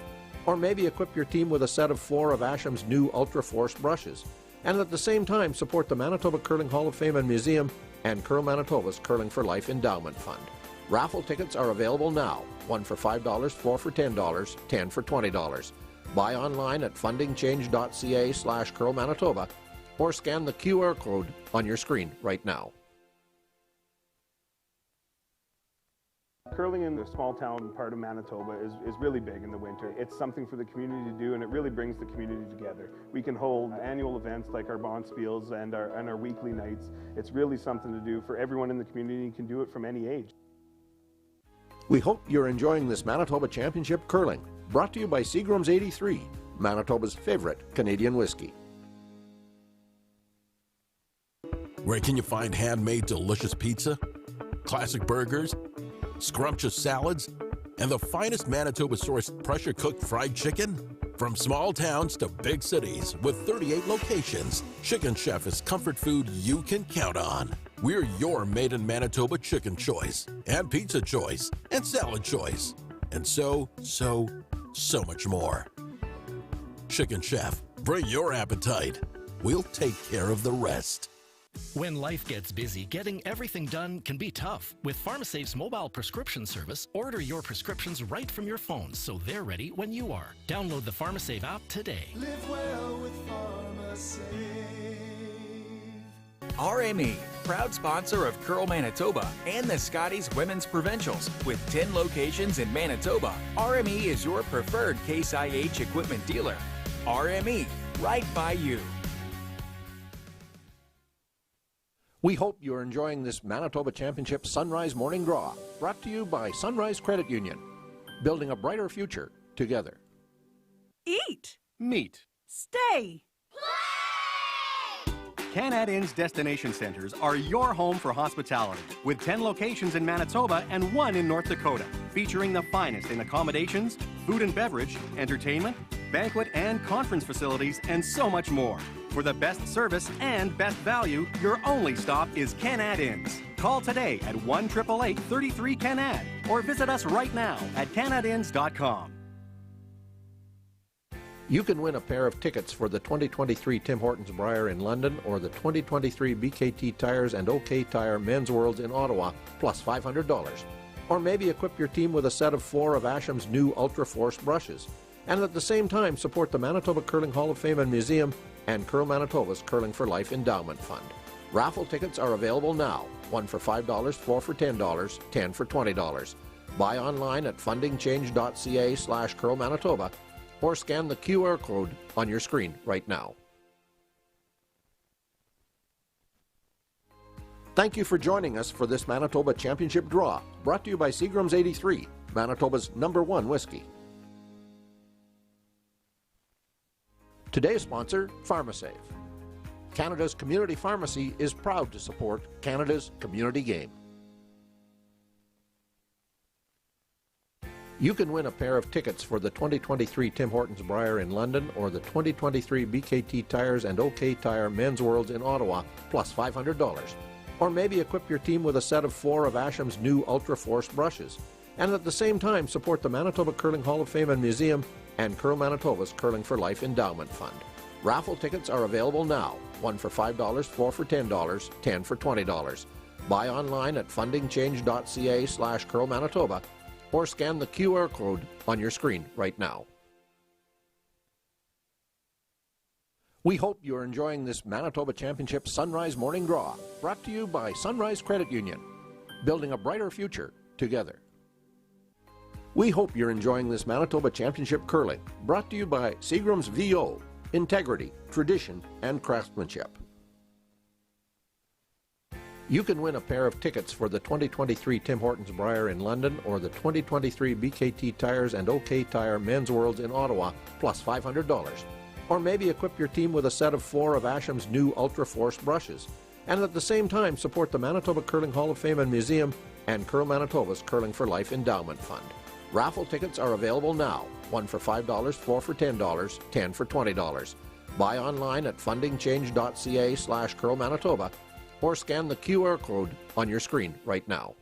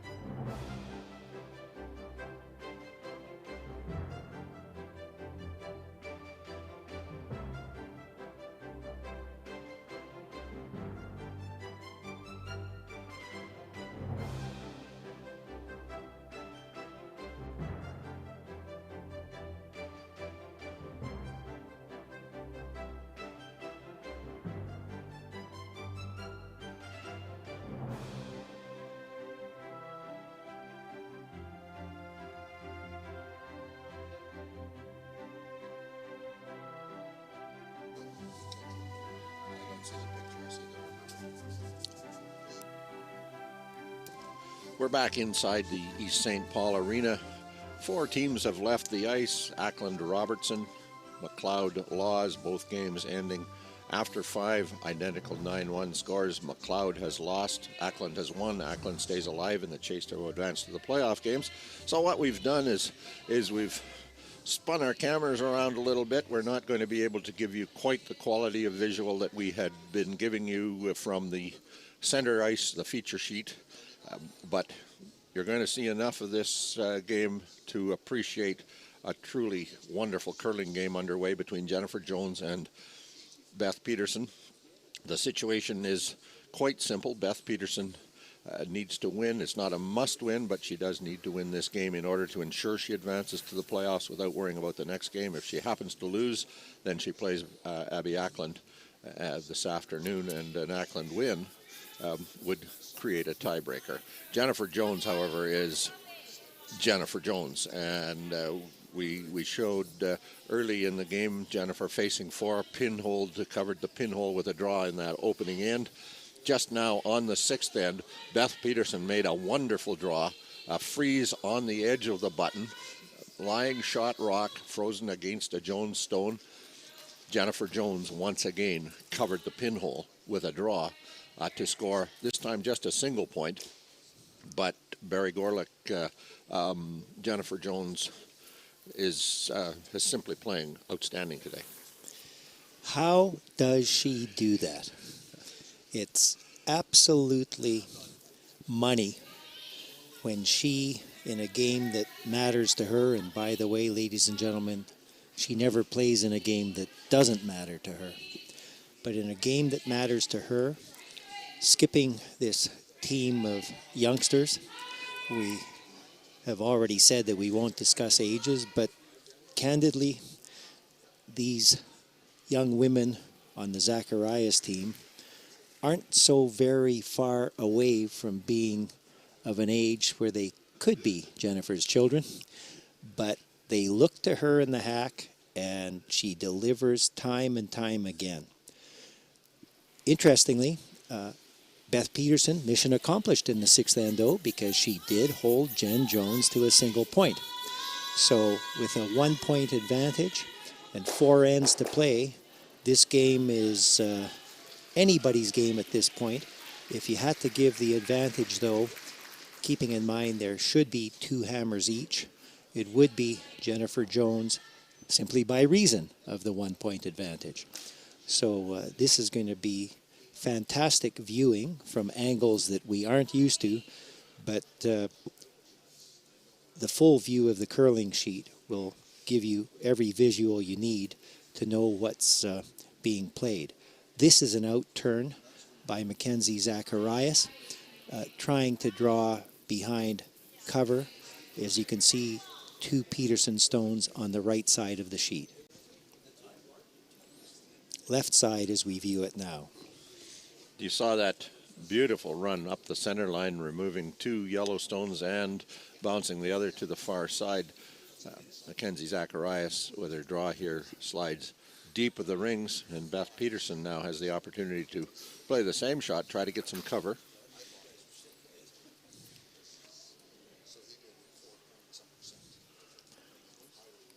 The pendulum of advantage is moving back and forth in this game. It's been a well-played game. Shooting percentage is very high, and the biggest score in any end so far is a 2.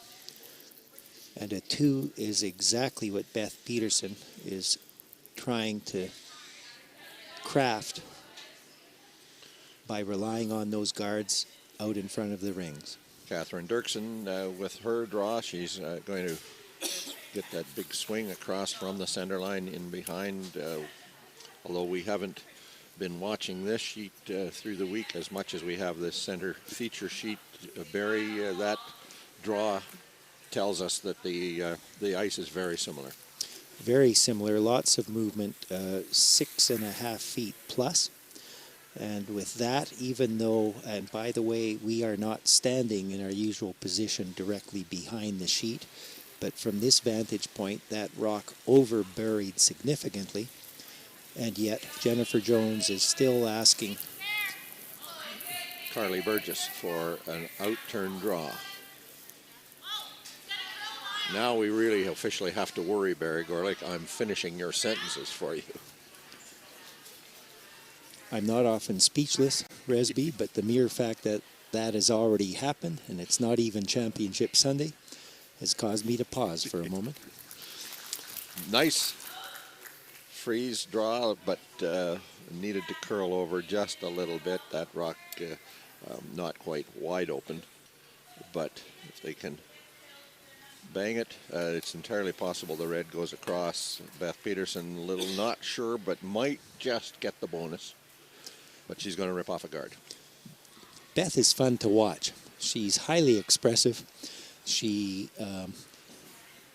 signals with her body language exactly how she's feeling about a shot, and that little handshake tells us that she's just not entirely sure what the outcome will be. So, Jenna Loader with a run back. It didn't work out the way she wanted, but it certainly worked out. Again, the rock in the back of the 8-foot, almost biting the 4-foot, is nicely buried. But lots of curl to this ice, so Jennifer goes out into the 8-foot. Ask Carly Burgess to throw the out-turn draw if she can get it into that nice swing curl area. As it comes to the hog line, it will bury to the red in the back of the 12-foot. Jennifer is not liking this one. She did ask Mackenzie Zacharias to try to curl it. They then left it. And somehow it ended up perfect. Just absolutely perfect.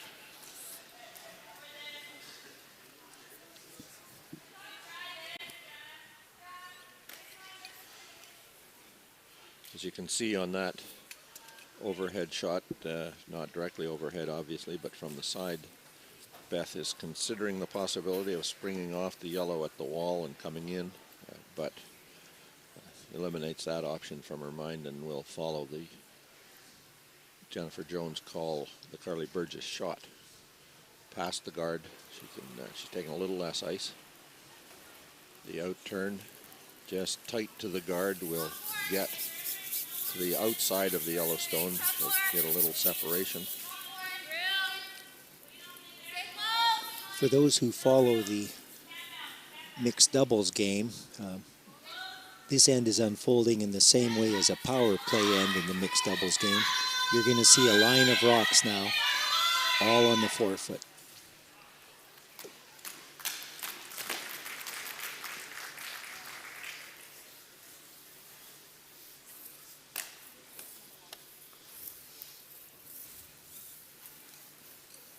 Jennifer Jones deciding to add to the string.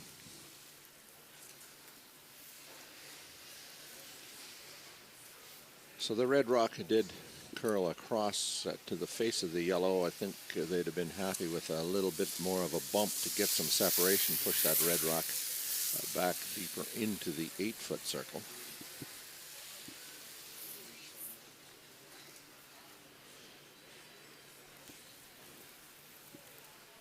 And while I didn't exactly see the call, my guess is that Jennifer Jones is trying to freeze to the red stone, a line 2. Exactly. Without jarring them to move that red one deeper into the 8-foot circle. She doesn't want to rattle them because they're going to be lined up really well for her final shot.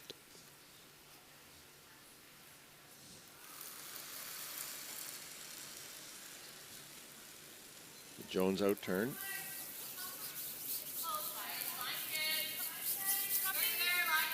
The sweepers like it.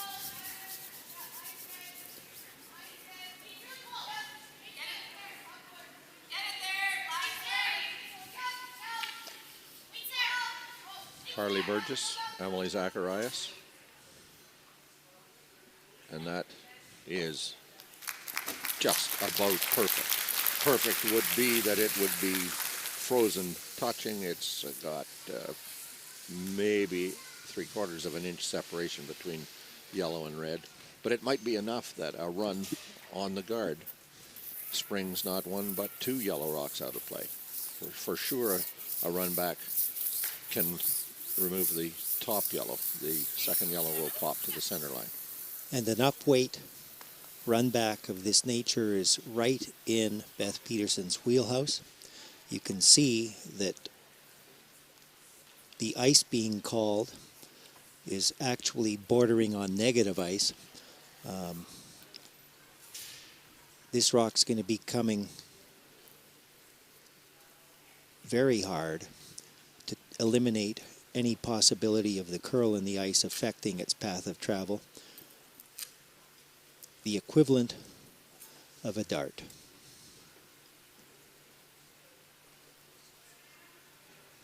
So it's Beth Peterson in the hack, her first stone.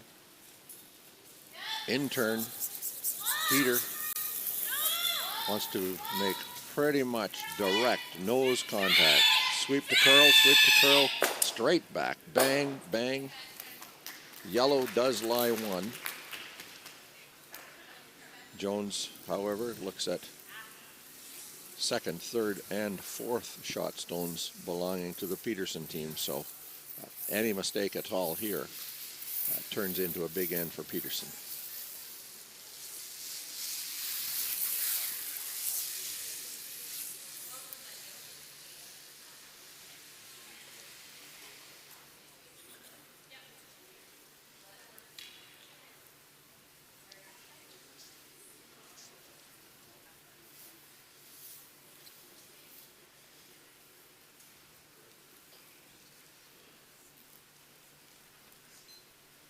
So, as you've commented a few times, Barry, in every game there are shots that just must be made.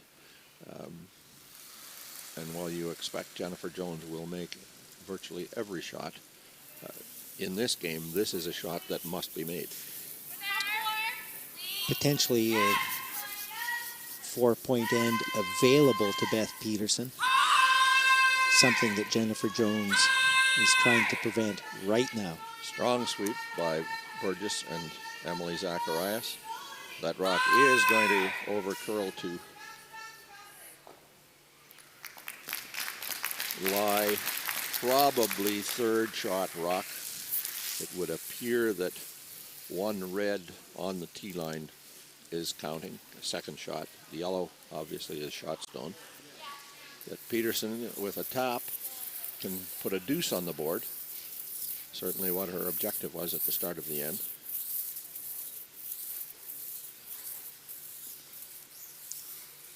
Jennifer Jones won't be unhappy with that, even though it will give Peterson a 1-point lead, because heading into the 8th end with hammer will give Jennifer Jones the advantage of 2 hammers to Peterson's remaining 1.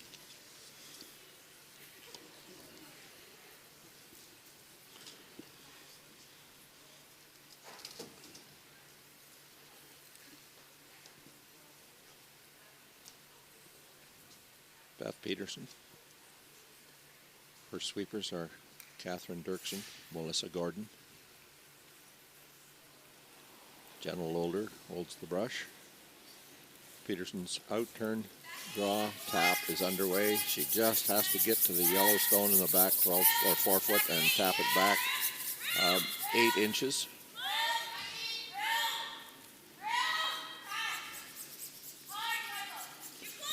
Hard sweep now to curl. It gets to that yellow. You hear the click, the contact, the bump. She rolls over. And the apparent acknowledgement of a deuce, a 5-4 lead for Peterson now over Jones, going to the 8th end.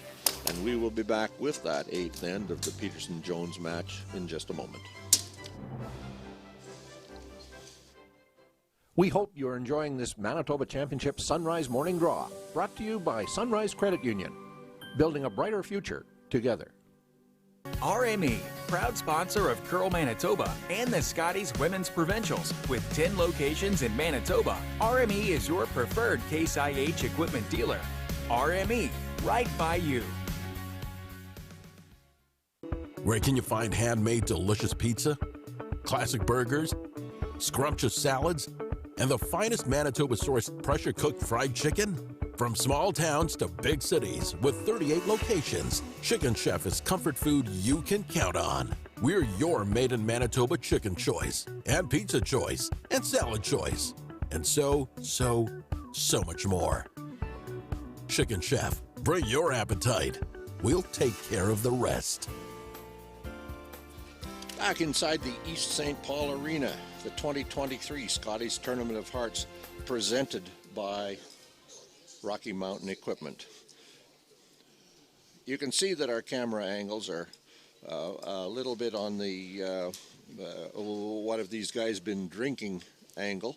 I'll just remind you that all of our cameras are set up to bring the game on the feature sheet at center ice in this 3-sheet arrangement.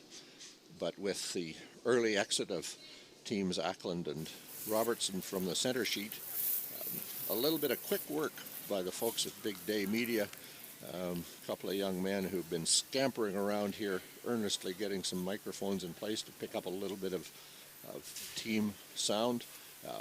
Had to rejig the cameras that were, let's just say, permanently located in the rafters of the arena above sheet B, but have been repurposed a little bit. So, as I say, a bit of a weird angle there for you to look at, but better than no angle at all. Put it this way, if you're at the club and there's standing room only and you're 5'4", you probably can't see the ice anywhere better than you can see this. So Barry Gorlick and I will stay with you and talk about a really wonderful curling game. Peterson leading Jones 5-4 in not a must-win game for Peterson, but a really want-to-win game in order to ensure that she will be third-place team into the playoffs tomorrow. Jennifer Jones setting up for her deuce by having Emily Zacharias, who's in the game with Team Jones this morning, place a perfectly positioned corner guard. Now asking Emily to come around to the Peterson redstone that's just on top of the forefoot, almost to the button. We occasionally see other configurations, but the Mackenzie Zacharias at second, Carly Burgess at third, Emily Zacharias at lead is one, Lauren Lenentine subbing in for Emily at lead, also a configuration. Lauren is at the end of the sheet with Coach Sheldon Zacharias.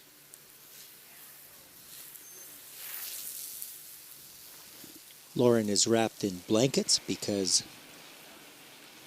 the seating area for coach and fifth player is actually on top of the hockey rink. And when you're not brushing as vigorously as she's used to doing, it's cold to be cheering on your teammates. So we saw the Zacharias draw to the Peterson stone in the forefoot behind that center guard. This was Catherine Dirksen, and a draw, tap, roll open. Jennifer is ignoring it and asking, well, now she's called for the second yellow rock to come right on top of the one that's there already, ideally frozen, so that the setup will be, it'll be easy to remove the red rock that is currently counting with a further tap deeper in the end. And the other piece of lineup information for the Jones team, Mackenzie Zacharias, who successfully skipped the defending champion team a year ago, the World Junior champion team 2-3 years ago, is the second thrower, but holds the broom in the house for Jennifer Jones and makes a skip finesse style shot there with a draw right to the face of that Yellowstone, 8 foot buried behind the center guard. The score would indicate it. We've had an eye on this game while we were covering the Sheet B game, but The shooting percentages in this game are very, very high. These teams are now zoned in. It's game 7 of the competition, and they know the ice inside out. They're really peaking at the right time as both teams look toward the idea of participating in Championship Sunday tomorrow. Catherine Dirksen, an in-turn hit. She'll play that high center that was thrown at the first stone. Just ticks one of the Jones Yellowstones.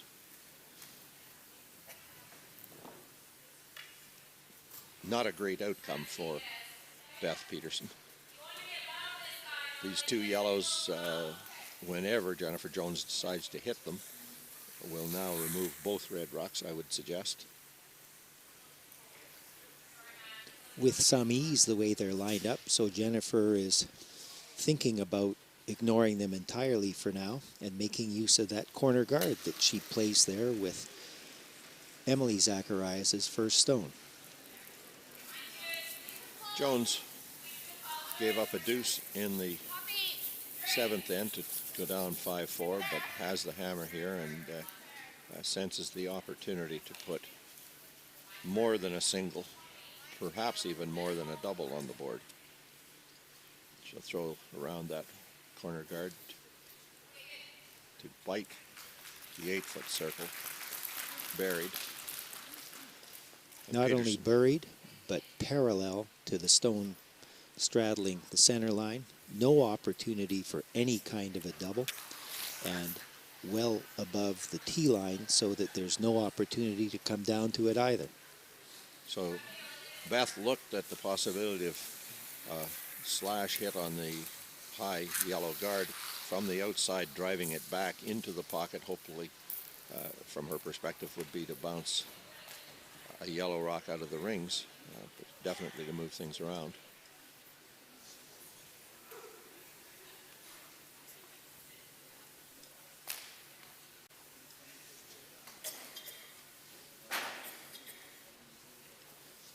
This discussion is all about angles. They know they're going to hit the yellow rock. The question is precisely where to get the best outcome. They want to get both yellows at least moving, but as Resby mentioned, the way in which the yellow nestled right up against the shot stone, red rock, the way it's nestled there, the red rocks are going to be moving too.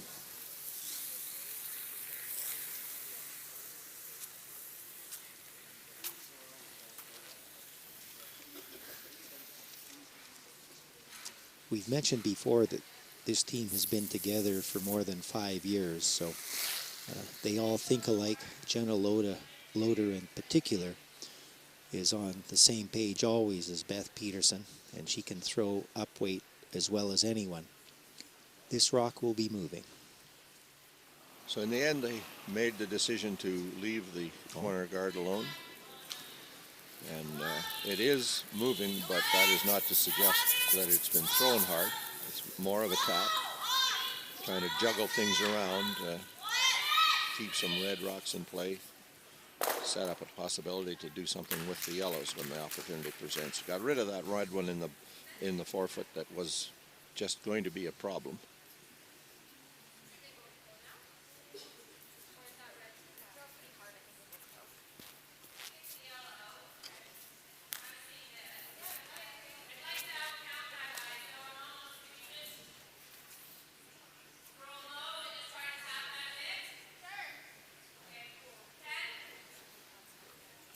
So as you heard Jennifer say, that yellow one in the 8-foot is beating the red one at the top of the 8-foot. So Jones is 1, 2, and 4, looking now at removing third shot stone and rolling center side, getting a bump onto a yellow rock and establishing potential for a really big end. Didn't get the roll she wanted. She wanted more action on that to push the yellow away, because Beth now has the double kill opportunity.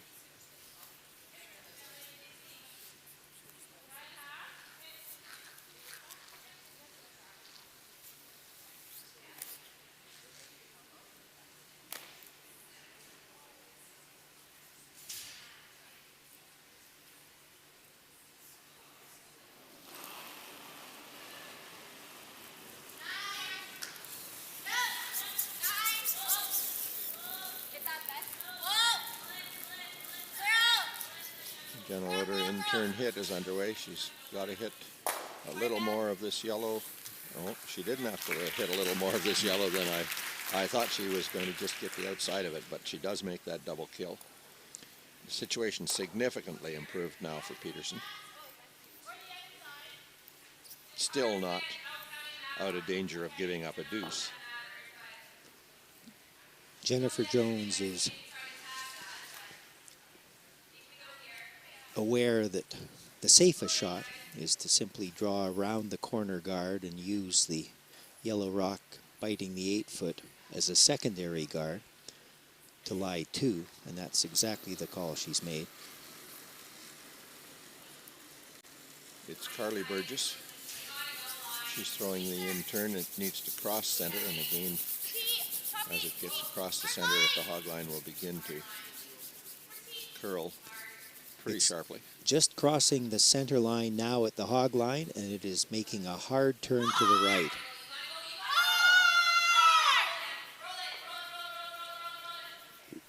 But doesn't get by, rubs and rolls into the forefoot.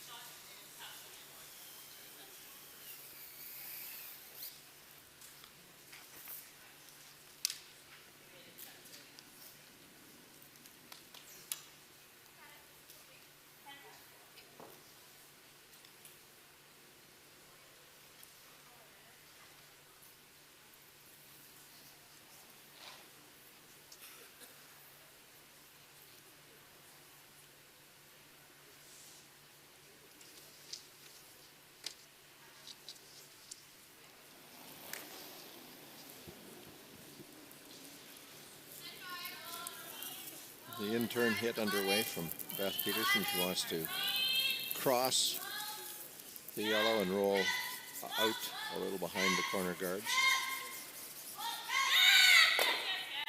Does exactly that, but in fact rolls too far.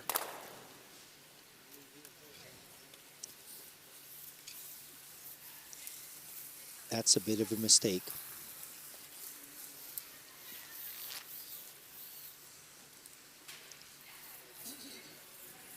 Jennifer looking to execute perfectly this time exactly the same shot that she called Carly Burgess to make. And Jennifer is firm in her mind that the yellow guard at 10 o'clock is beating the red guard at the top of the rings. And so she's going deep into that corner. It's going to require a perfect shot by Beth Peterson to prevent a 3.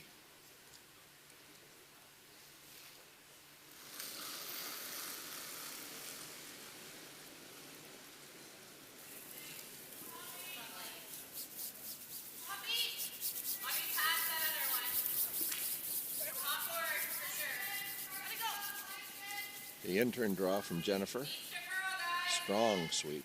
You can see at the hog line it's actually outside the center line compared to the Carly Burgess stone.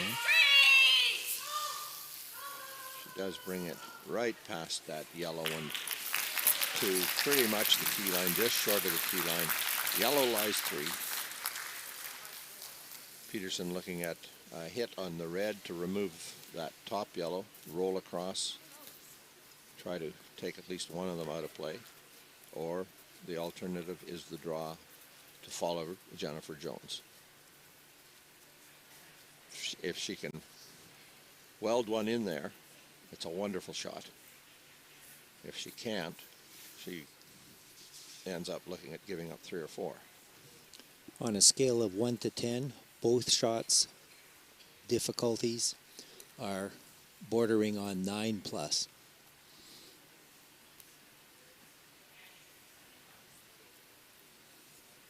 Once again, an example, especially this deep in the game, of a critical shot, regardless which one they choose to try.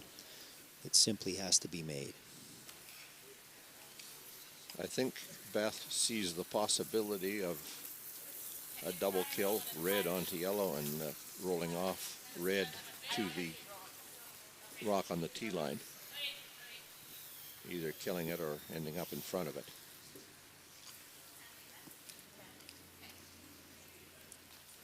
She'll want to cross the face of this target stone a little bit.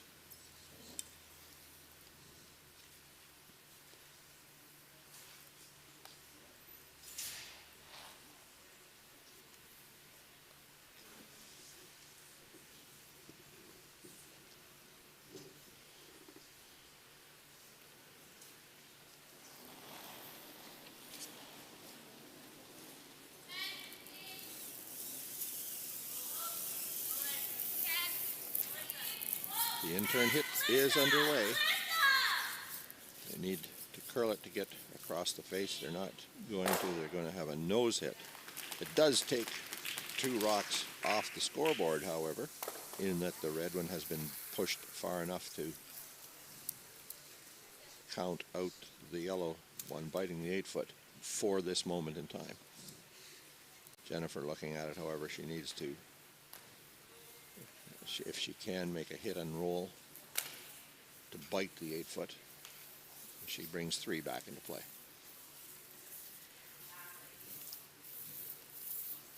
The safe play, of course, simply drawing for a deuce to put her in the lead again by a single point with 2 ends to play. And now wanting to involve the entire team in the decision. The temptation to try to come off the red rock with her yellow one and make contact about.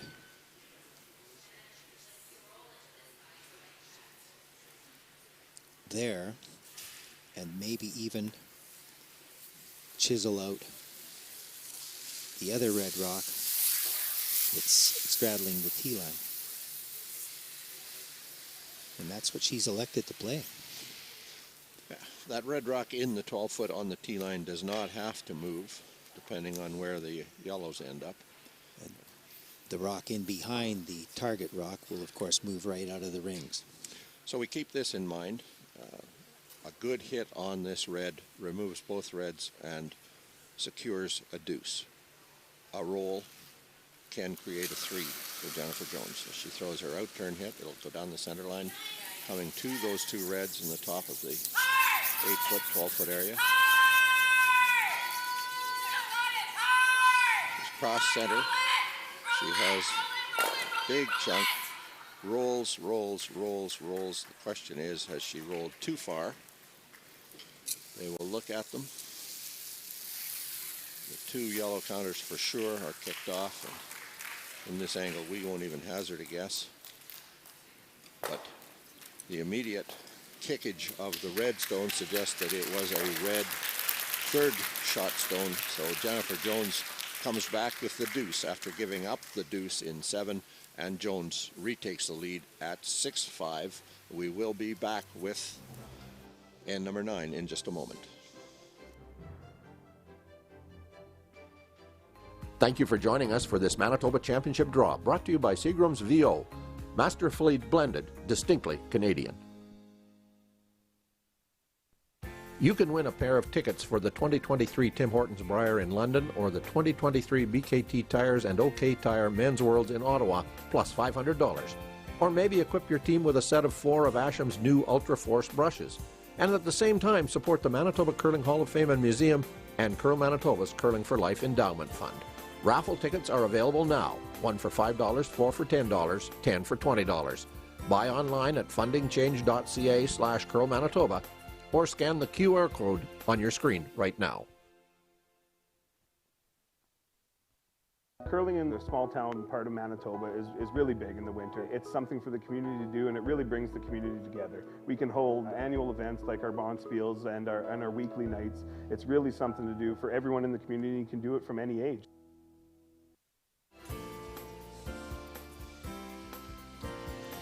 Back in the East St. Paul curling arena. Traditionally, the East St. Paul Community Arena played hockey here, but for this week, a championship curling venue. The ice brought into play by Greg Owasco and Matt Rankin and a host of local community club volunteers. We're not there. Jennifer Jones gave up a deuce in 7, took one back in 8, hit a little too much of the rock she was throwing at, needed to roll a little less, a little sharper into the rings, maybe stop against that yellow stone and hope not to push it too far, but rolled across the top of the yellow, the second shot stone, and left herself only the deuce, but she'll now play the 9th end, hoping to force Beth Peterson to take the single to give Jones the tie coming home with hammer. Or maybe she'd be content with a blank to let Peterson have hammer. Maybe not. We'll see, we'll watch as Emily Zacharias throws her second stone of the end, her first one just short of the rings. The Peterson stone into the top of the 8-foot. The Zacharias stone, Jones' second lead stone, comes to rest almost perfectly frozen, just a very gentle nudge of that red stone.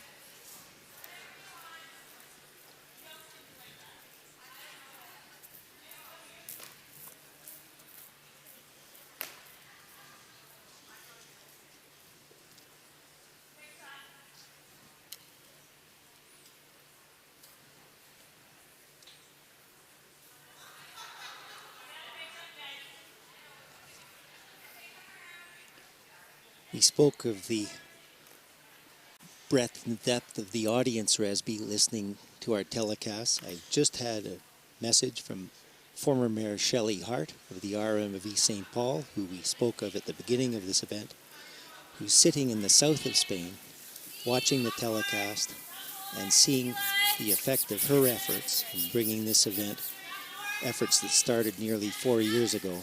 And Shelley, I hope you're well, and I hope you're enjoying this, because we are really enjoying it. Yeah, we've had lots of contact.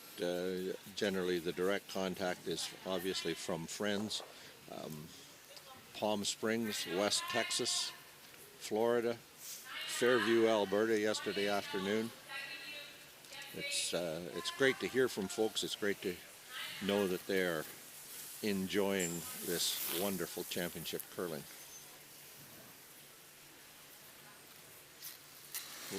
What I've got in the habit of calling curling entertainment. It's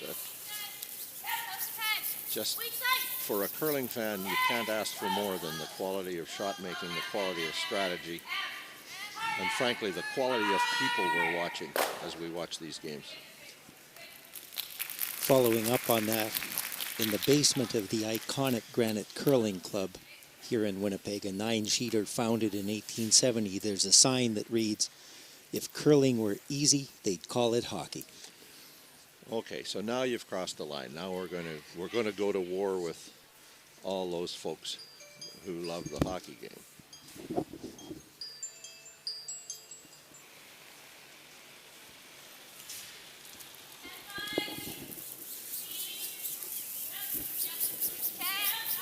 Catherine Dirksen, facing a couple of yellow stones in the top of the ring. She's going to remove one of them. Stays for a biter. Peterson still has that rock biting the 8-foot circle. And one of the things that you have to be impressed with is that certainly the Peterson team are not they're not children by any means. They are an experienced competitive curling team, but still the chance to curl Jennifer Jones in many ways must be awe-inspiring, especially to see her playing at such a high level and knowing that you've got to play perhaps better than you've ever played in order to beat her.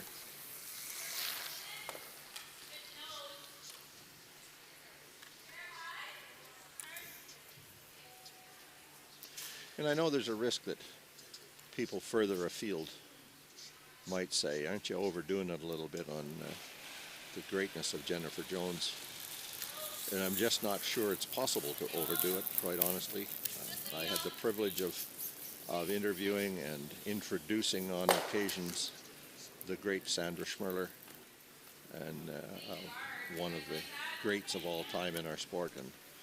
And I don't suggest Jennifer Jones is any greater, but I certainly suggest she is in the same league. Are we overdoing the greatness of Jennifer Jones, recognizing our heritage as lifelong Manitobans? Nope. And I hope that her daughters and curling spouse Brett Lang are listening into our telecast, watching our telecast, because having watched her for nearly as long as you, Resby, Jennifer Jones is a generational player, two-time Olympian,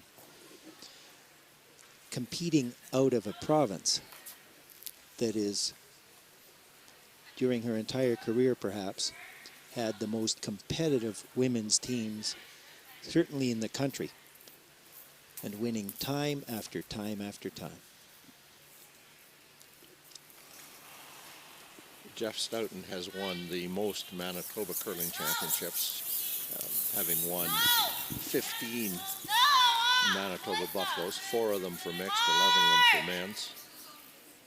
Jennifer Jones will not be able to equal that number, but the only reason really is that with the Team Canada scenario on the women's side for so much longer, she's simply not had the opportunity to play, if I'm not mistaken, 6 times in the Manitoba Championship. So had she played in those 6, how many of them would she have won?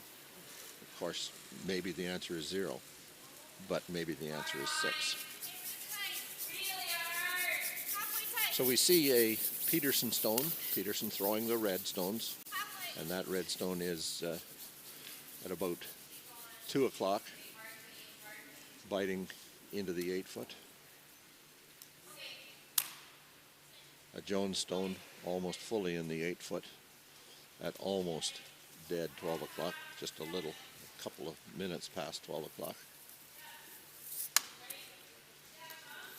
From time to time we speak of analytics and statistics. In the women's game, the statistics are simply these.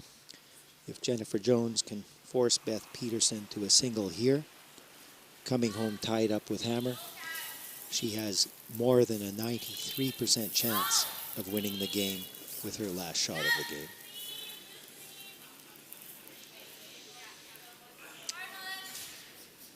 Jenna Loader with her first, second, hits and rolls over, removes the rock from behind the center guard, leaving Jennifer the opportunity to play a double, but wide open. Getting the play away from the center of the rings behind that guard is a good thing for Peterson to have accomplished. And Jennifer will throw her first stone of the 9th end.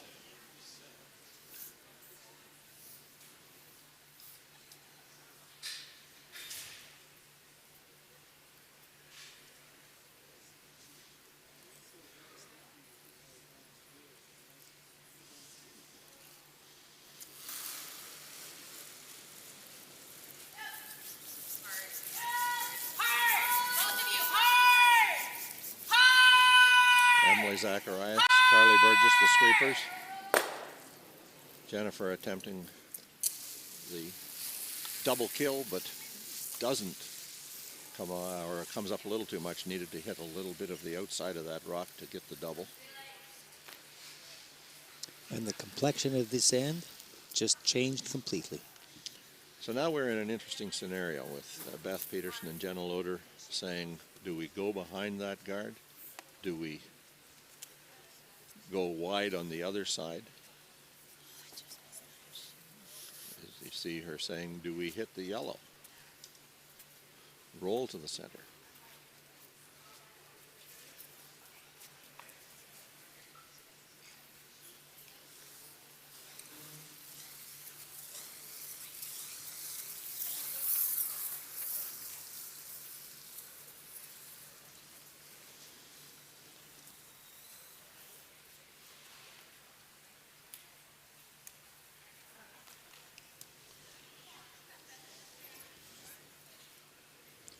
This is an interesting call.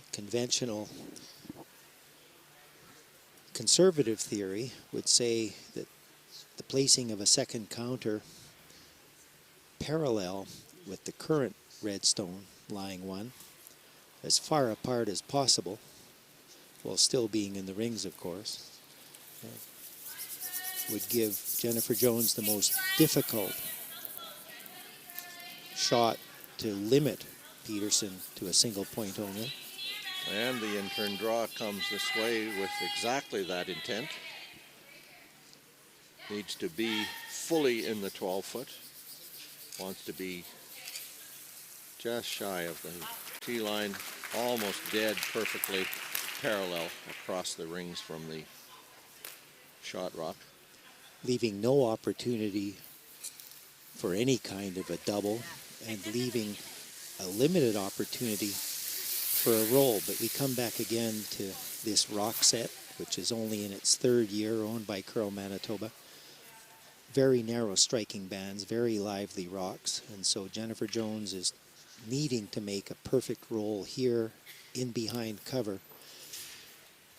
But again, only a single guard, and that really doesn't represent cover on this sheet of ice. And especially in a situation where like this rolling off this red stone to the center line behind that center guard is going to put the rock fairly deep in the 4-foot, so there's even extra space past the guard to get to it if she does make the roll. We'll see in a moment.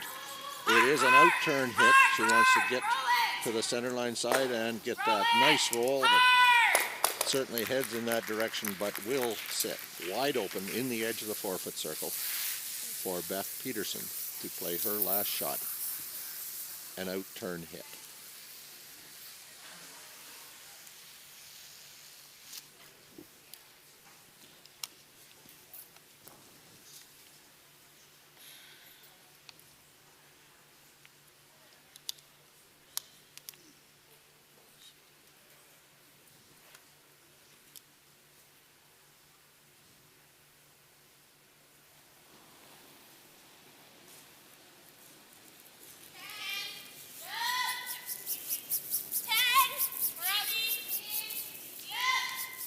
The out turn,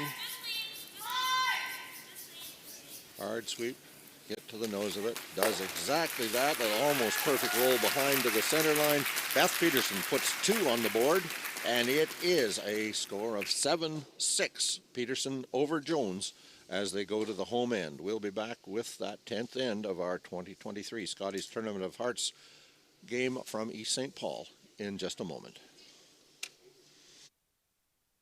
We hope you're enjoying this Manitoba Championship Curling, brought to you by Seagram's 83, Manitoba's favorite Canadian whiskey. Where can you find handmade delicious pizza, classic burgers, scrumptious salads, and the finest Manitoba-sourced pressure-cooked fried chicken? From small towns to big cities with 38 locations, Chicken Chef is comfort food you can count on. We're your made in Manitoba chicken choice, and pizza choice, and salad choice, and so much more. Chicken Chef, bring your appetite. We'll take care of the rest.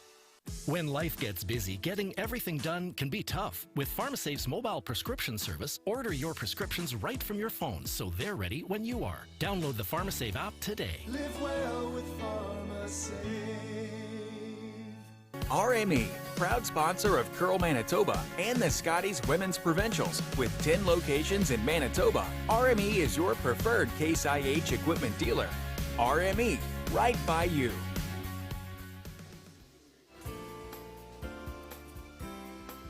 Well, we're back in the East St. Paul Arena. It is a 1-point lead. Peterson over Jones. Throughout the game, there have been 3 singles, a blank, 5 deuces put on the scoreboard. And we saw our first shot, the red guard, the Peterson stone, not quite to the center line. Jones goes wide. Barry, what can you tell me about the odds of winning or losing this game if you have Hammer down 1 playing the home end? Jennifer Jones has a 75% chance of winning the game outright. She wants to try to win it right here with a deuce. If she only gets a single and they go into an extra end and Beth Peterson has hammer, the odds flip completely and Beth will have upwards of a 90% chance of winning with hammer. So Jennifer has her foot on the pedal. She's set up a perfect corner guard, and given the fact that we've had 4 deuces already in this game, or is that 5, the odds favor Jennifer Jones. Well, we'll see as this plays out. Peterson red rock to the forefoot, over curls a little bit. Now Emily Zacharias with the in turn to go wide behind the corner guard.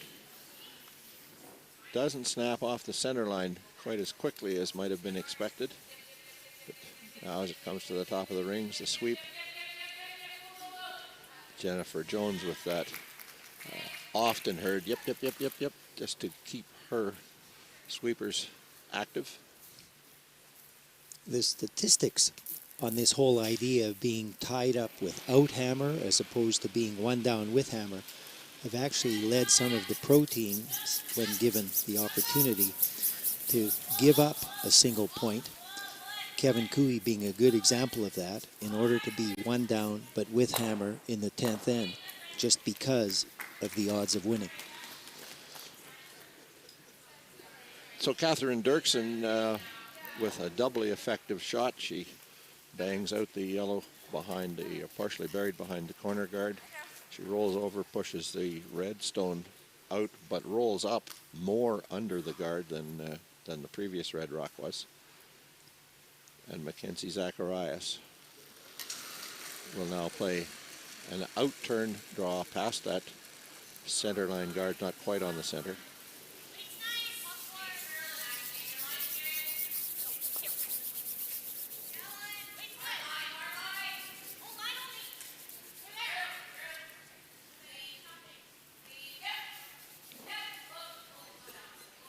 A little concern from Jennifer early that it needed sweep to get to stay straight, but didn't. It came nicely into the top of the rings. A little too much bump on the red stone, and Beth can play to the face of it.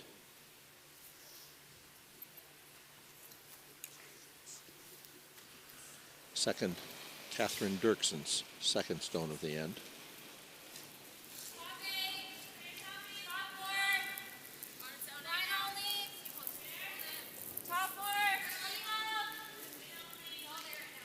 This is the artistry that we've been talking about all week, Resby. We're seeing a wonderful display of shot making, a display of really perfect game calling, and 2 teams at the top of their games.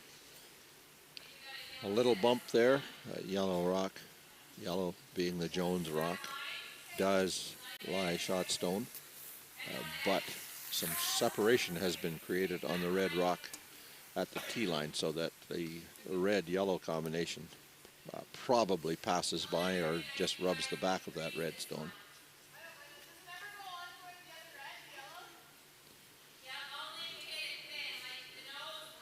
One of the things I note as we wait for this call, our tricky little camera angle doesn't show you, but sitting at the hog line right beside the sheet of ice, in fact that is right to the right hand side of that visual image, we see 3 of the young women who were playing in this event: Michaela Liburn, Lauren Radula, McKenna Hadway. Great curlers, a wonderful future, but they're here. Could be almost anywhere else on a Saturday when they've been eliminated from the competition. But this is where they want to be. They want to be here where the best curlers in Manitoba, some of the best curlers in Canada and the world, are presenting what I referred to earlier as wonderful curling entertainment.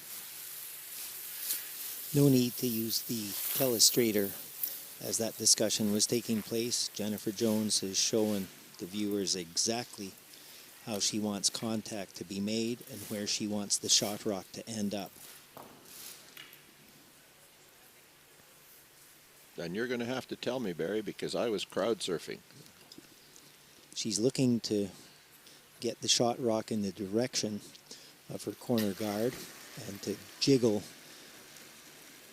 the second red rock over past the face of the current shot yellow stone.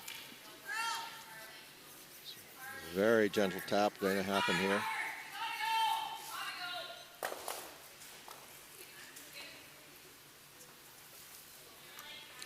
That jumped right at the end. That took Jennifer by surprise. Yellow, now second shot stone in the edge of the 4-foot circle, but opened past that red, the red rock you see near the center line just beside the RME, the Rocky Mountain Equipment logo. Peterson asking to go past it to tap that yellow stone. It was pushed a little too open.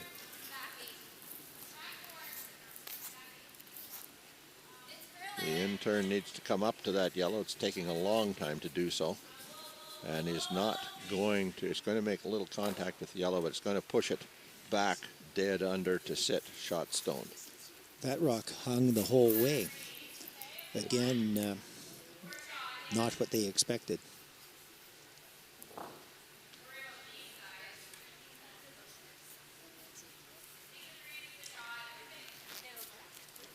Several danger scenarios here for Jennifer Jones. She can see a Beth Peterson stone coming off the red to the shot stone on the back of the button.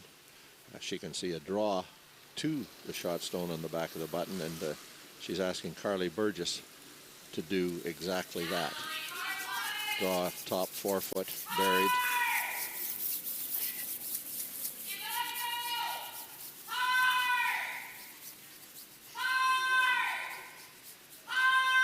Hard sweep to get it past the guard. Is she going to do it? No, she is not. She's going to rub that center guard and roll wide. And leaves Beth Peterson the opportunity to ask Jenna Loader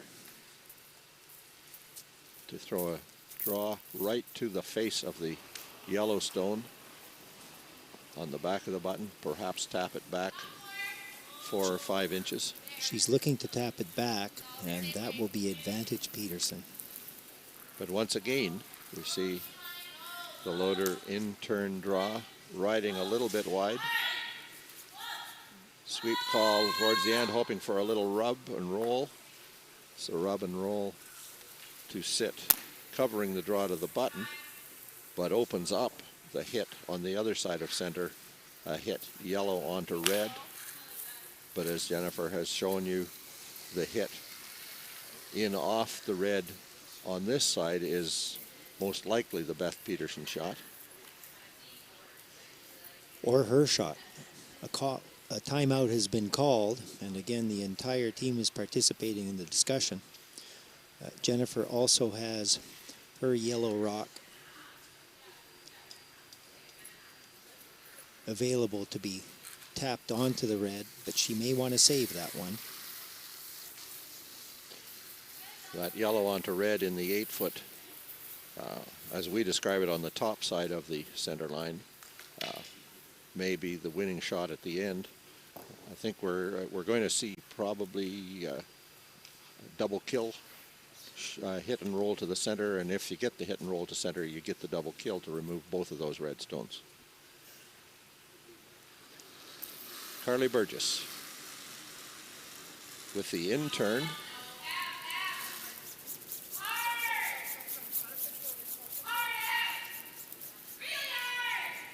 Trying to sweep for curl. Gets the hit, the inside roll to the top edge of the 4-foot.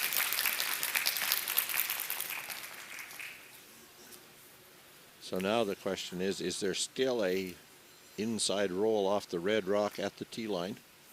Has the yellow rolled far enough to allow that, or has it stayed just right to allow to prevent it? Red still second shot, and with skip stones to come. 2 reds for Peterson, 2 yellows for Jones. Almost all of the rocks are in play. Almost all of the rocks are in the rings. We are no longer right behind the sheet, but based on the discussion, it appears that the yellow rock did not move far enough to open up a line for Beth Peterson to be able to come in off her red rock and kill the Yellowstone that is currently shot rock. So they're looking at a play on the other side of the center line.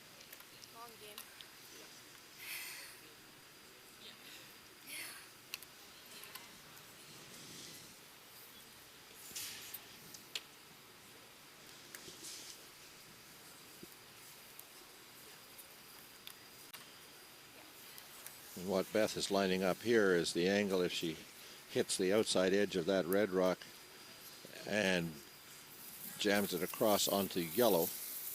Where does it roll back to on the center line?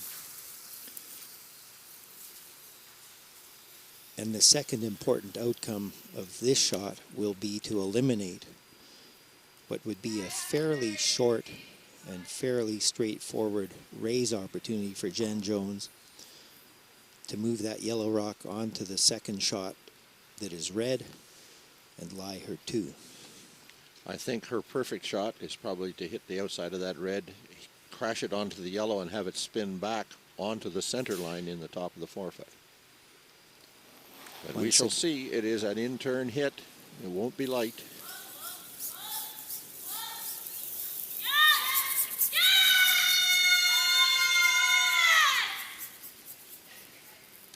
But it curls up, just ticks that red guard. Oh my goodness, with peel weight, that rock moved several inches. So now Jennifer Jones and Mackenzie Zacharias look at the situation. Now maybe the time to play the yellow onto red. A straight nose hit on yellow. Moves the red rock out of the 4-foot circle, leaves yellow protected by a yellow. And as importantly, will leave the yellow shot rock essentially parallel with the Peterson red rock, eliminating the idea of any kind of a chisel off or bounce off double.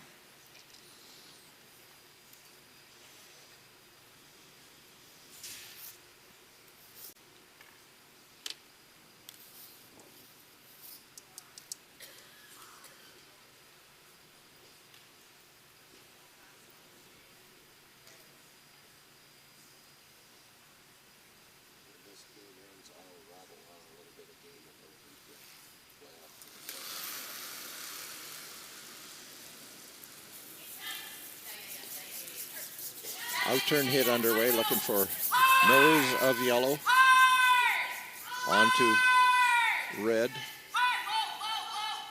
There we have the yellow onto the red. Yellow lies 3. Beth Peterson has 1 red stone to come.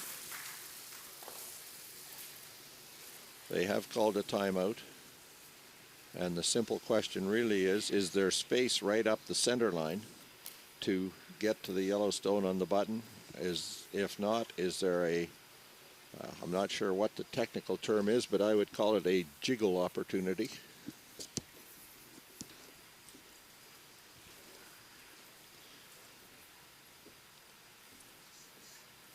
To me, the best alternative might be running the red in onto the yellow on the other side of the tee line, trying to rub off it to spring back onto the yellow in the back of the 4-foot. I did put my headset down and took a stroll to stand directly behind sheet. The sheet that we're broadcasting from now. And Beth Peterson has called a second timeout just to stop the clock.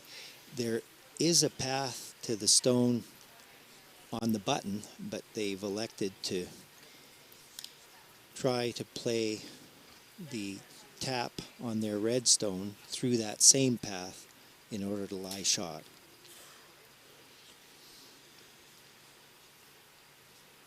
degree of difficulty? Quite a bit. 10 out of 10. Beth Peterson, last rock underway. Jennifer Jones does still have a rock to play if she has to throw it. Playing the outside edge of this red target stone, but the rock is going to overcurl. Jennifer Jones is not going to have to throw her final stone as she ends up giving up a 3, and the final score of 10-6, maybe only 7-6, depending whether or not those points go on the scoreboard. In any case, Jennifer Jones wins the game. She advances to the 7-0 record. Caitlin Laws also 7-0. Beth Peterson now has lost. Her record is 5-2. The ACKLAND record is 4-3. Robertson and McLeod are out of the discussion at 2-5, 3-4. So we've got 2 dandy games for you at 4 o'clock this afternoon. It will be Jones against Laws for first place. It will be ACKLAND against Peterson. An ACKLAND win will tie the 2. It'll create a tiebreaker draw for later today. So we'll be back with all of that at 4 o'clock from the Manitoba Scotties Tournament of Hearts, presented by Rocky Mountain Equipment in East St. Paul.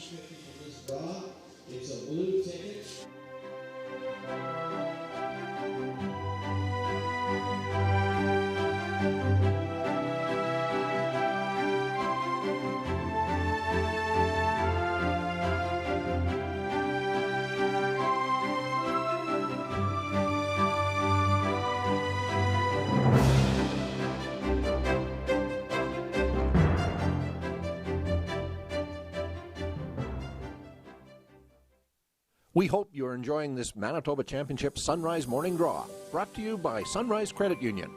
Building a brighter future together. Eat. Meet. Stay. Canad Inn's destination centers are your home for hospitality, with 10 locations in Manitoba and 1 in North Dakota, featuring the finest in accommodations, food and beverage, entertainment, banquet and conference facilities, and so much more. For the best service and best value, your only stop is Canad Inns. Call today at 1-888-33-CANAD or visit us right now at canadinns.com. You can win a pair of tickets for the 2023 Tim Hortons Brier in London or the 2023 BKT Tires and OK Tire Men's Worlds in Ottawa, plus $500. Or maybe equip your team with a set of 4 of Asham's new Ultra Force brushes. And at the same time, support the Manitoba Curling Hall of Fame and Museum and Curl Manitoba's Curling for Life Endowment Fund. Raffle tickets are available now. 1 for $5, 4 for $10, 10 for $20. Buy online at fundingchange.ca/Curl Manitoba or scan the QR code on your screen right now.